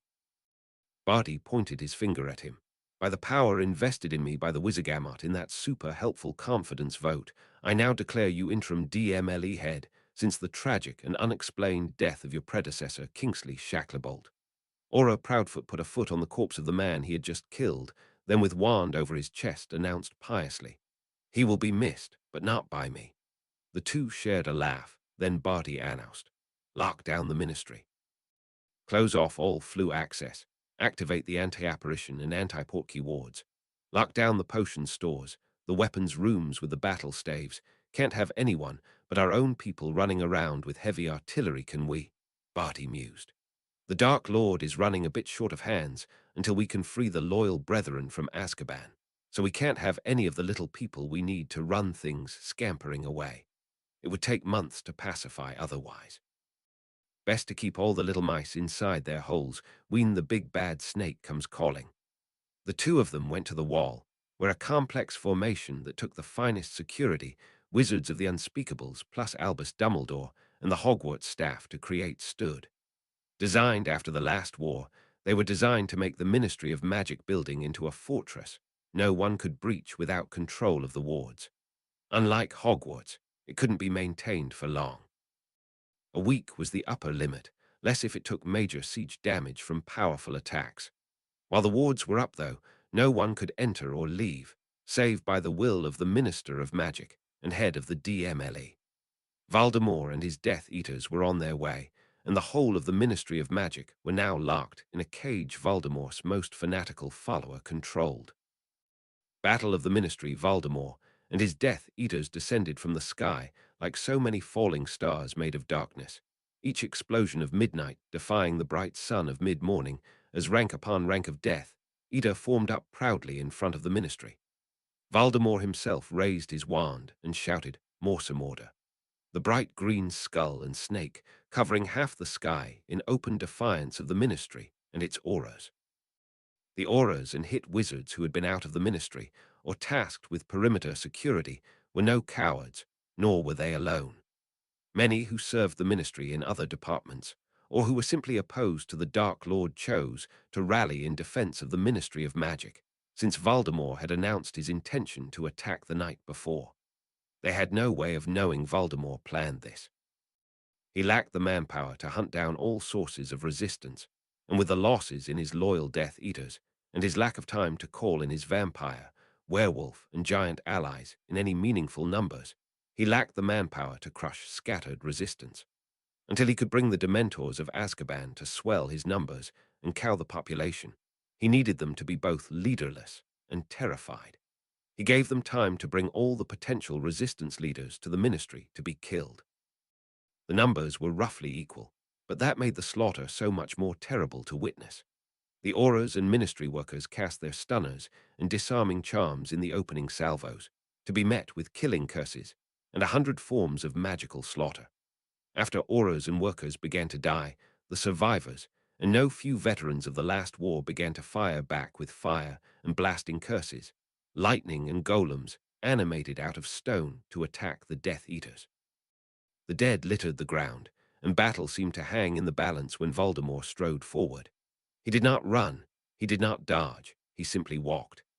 A master of transfiguration and charms both, he forged great shields of iron that he set orbiting himself like planets around a dark star, sweeping in to block spells, even as a golden halo of Protego Maxima surrounded himself. Maintaining those spells simultaneously would be a burden to most wizards on their own, but Voldemort simply laughed softly, glorying in the power that was his again. Then his wand began to dance, and he began to hiss in parcel magic. Hissing a longer and far darker form of the traditional Fiendfire charm, he summoned a living green serpent of flame the size of a train.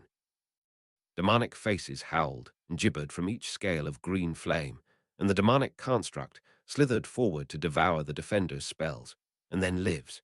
He was mortal again, and fear filled him. Voldemort had been forged of rage and hatred born from fear and helplessness so long ago, so his rage and hate fed on that fear and drove him into battle with a ferocity he had not shown when he knew himself immortal. Those who thought they knew his fury looked upon his second coming and trembled. Maintaining his defenses as the desperate auras and hit wizards took insane risks to reach and destroy him to stop the Fiendfire from destroying them all, Voldemort freed his Death Eaters to attack at their leisure without worrying about their own defense. In the end, it took minutes for the external defenses to fall.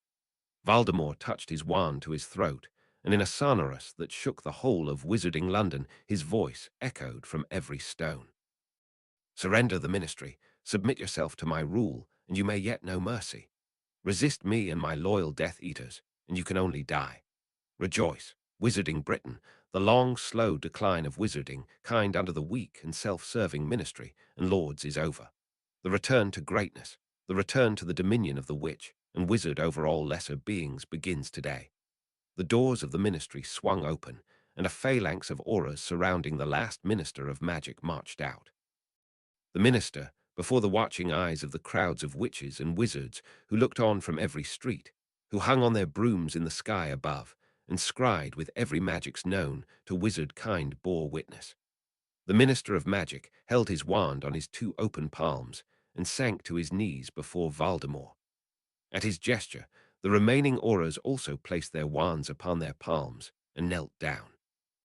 Barty Crouch Jr., in his last act imitating his father, offered the surrender of the British ministry. I, Bartimus Crouch, Minister of Magic, surrender my forces, my authority and myself to your judgment and rule. Ave Voldemort Imperius. Hail Voldemort, Dark Lord of Britain. The massed workers crowding the entryway looked on in horror to see the minister and auras surrendering. While the shock and fear held them, no one noticed who began clapping first. Soon it spread, as Voldemort always had sympathizers. Then it spread further, as fear to be seen as opposing the Dark Lord filled the room. Then everyone began looking at those who were not clapping, and with tears in their eyes, the terrified loyalists began to clap. There was no one left to defend them. Voldemort had taken the ministry. Voldemort strode into the ministry, and the Death Eaters pushed through the kneeling auras with the contempt of conquerors. It had not been total success, of course. Some auras had not been potioned enough to agree to the surrender. Some had fought their brethren and been killed. Some had hidden until the wards fell and escaped, but there were no groups nor leaders attempting to form them.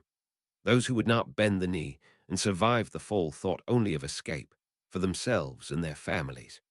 Hogwarts Harry Potter was getting patched up by Madame Pomfrey as his friends and family tried to keep him from coming apart after Cedric's death. Cedric died for nothing, for a fake battle. Harry raged, Noodle for once wrapping him tight as he felt his speaker's distress and emotions that Noodle could feel but not really understand. Sirius tried to make eye contact, but Harry turned his tear-filled face away, taking off his glasses to wipe his eyes. Sirius talked softly. It wasn't a fake. Voldemort had to believe it was a real battle, that we were really trying to kill him, or he would not have seen escaping as a victory. We could not possibly get enough strength there to matter. He had to choose to flee because if he stayed to fight, we would lose all of us. Sirius said with the patience of a veteran explaining war to a boy. I shouldn't have agreed to bring them. I should have faced him alone. Harry argued. Griphook snarled and grabbed his chin, forcing Harry to look at him. You would have died and lost. Hermione and Noodle needed Voldemort to battle long enough to reach Voldemort's familiar, and then to flee, or they would be lost too. Hermione, Noodle, and you all lost, with the world seeing that Voldemort really cannot be fought. This was a battle, but if you died, and the world got to see Voldemort as unbeatable, it would have been the whole war. Our win was you surviving, and the last Horcrux dying. Now we can fight, now we can go to war. Harry looked at his father and whispered. Cedric didn't have to die. Fleur de Lacre had enough and stepped to face Harry. Cedric Diggory was a champion now, Hogwarts champion. You are a Hogwarts student. Should he stand back and watch you get killed and do nothing? I am Beauxbaton champion, and I chose to join you knowing your Dark Lord was waiting. I knew that we would be in a fight to the death, and I knew my place as a champion was in that battle. Do you think Cedric a coward? Do you think him weak? Number Cedric chose to be in that fight, and when you had shown the whole world that you could stand against Voldemort, could even kill him, then Cedric chose to save you from Voldemort. Fleur said, her voice rising in anger that reached Harry the way softer words had not. Crumb finally spoke, making Harry look at him. Cedric didn't choose to die. He chose to fight. He died in the fight. He isn't a victim. He isn't a sacrifice. He was a warrior. He marched to the sounds of battle, to the sides of his comrades, and saved one of them from death. Do not steal his victory so you can make it your defeat. He fell in victory. Don't cheapen it. Victor growled, and Harry's head snapped up. Meeting the Durmstrang champion's eyes, he nodded at last. Dumbledore strode into the medical bay with a thunderous expression. He gripped the Elder Wand with white knuckles. His inability to leave Hogwarts was eating at his self-control like so much poison. He was more powerful than ever and more helpless. Behind the headmaster, the 4 heads of house trailed after, each face a study in worry. When will you take your people to the Ministry and face Voldemort? Dumbledore asked. Harry looked up, meeting Griphook, then Sirius, Hermione, Neville, Millicent, and then Noodle's eyes before turning to face the headmaster. We won't. That was your war, and you lost. I have been fighting my war since before I got my wand. No stunners, no second chances, no prophesies and shining heroes. We have been taking away everything Voldemort needs to win his war. We took his influence in the Wizengamot, his control of the economy. We took his allies. We took his funding. We cut out his control inside every place we could, found and killed every Death Eater we could reach. We took away every possible way to fight his war in the shadows, dragged him into the light, and made him commit all his forces to attack the Ministry. There is literally only one place in all of Britain that he is strong right now, and your idea is to go there and get slaughtered. Harry sneered at Dumbledore. And I used to wonder how I ended up an orphan. My parents actually listened to you. This is why they died. This is how you lost. Only my mother was smart enough to defy you and him both. Only my mother was smart enough to steal me another family, a goblin family, to make sure I was raised a nasty little killer, not a good little hero. Harry looked over at Griphook, who smiled back with entirely too many teeth, proud to have raised a nasty little killer who just might live to come home again, rather than a nice heroic sacrifice. Harry continued, No, Professor. I am not taking my forces to the Ministry. I am taking them to win the war. Dumbledore looked confused. Where? Voldemort is at the Ministry. Millicent laughed, then shook her finger at Harry. Harry, that is brilliant. Almost Slytherin, the idea almost has to be Noodles. Neville was nodding. Yeah, it makes sense. Honestly, Millie should get at least half the credit for it. Which comment made the Slytherin beater actually blush and offer Neville a little half-bow. Dumbledore looked confused, but both Professor Sprout and Flitwick got it. Merlin's beard, Flitwick gasped. Hermione had enough of waiting for people to clue in. We're taking Azkaban, obviously. We take away the Dementors, clean up any Death Eaters Voldemort might want back, and just by way of an aside, free a bunch of loyalist DMLE auras taken with Amelia Bones. Also, the Weasley twins would prank us cross-eyed if we left their dad in prison. Minerva McGonagall found her voice first. You can't take Azkaban. Harry looked at her curiously. Why not? I want it, and since the Ministry surrendered to Voldemort, it is now legal for me to take it. Dumbledore finally exploded. You cannot be serious. There are hundreds of Dementors at Azkaban. All the Auras together couldn't take it by force. Harry grinned. Of course I am not serious. Harry pointed at his dogfather. That is his job. It's thousands of Dementors, by the way, not hundreds. Honestly, what kind of idiot agrees to feed them wizards and witches for hundreds of years without bothering to figure out how Dementors breed? Professor Sprout nodded. You will need the whole clan and coven. Sirius held up a hand. And the kids, BG, and the crew if you want to have any chance. Phileas Flitwick had given up on objecting to the suicide mission and switched over to practical considerations. How exactly are you going to assault Azkaban? It has only the one apparition point, and it is designed for small numbers specifically to prevent assault. Victor Crumb snorted. I have ship, big thing, sitting in the lake. What I don't have is headmaster who can tell me I can't use it. Neville looked up. We are stealing a ship. We get to be pirates. Sirius burst out laughing. Bloody hell, Neville, that is your bright side. Millicent leaned over and ruffled his hair.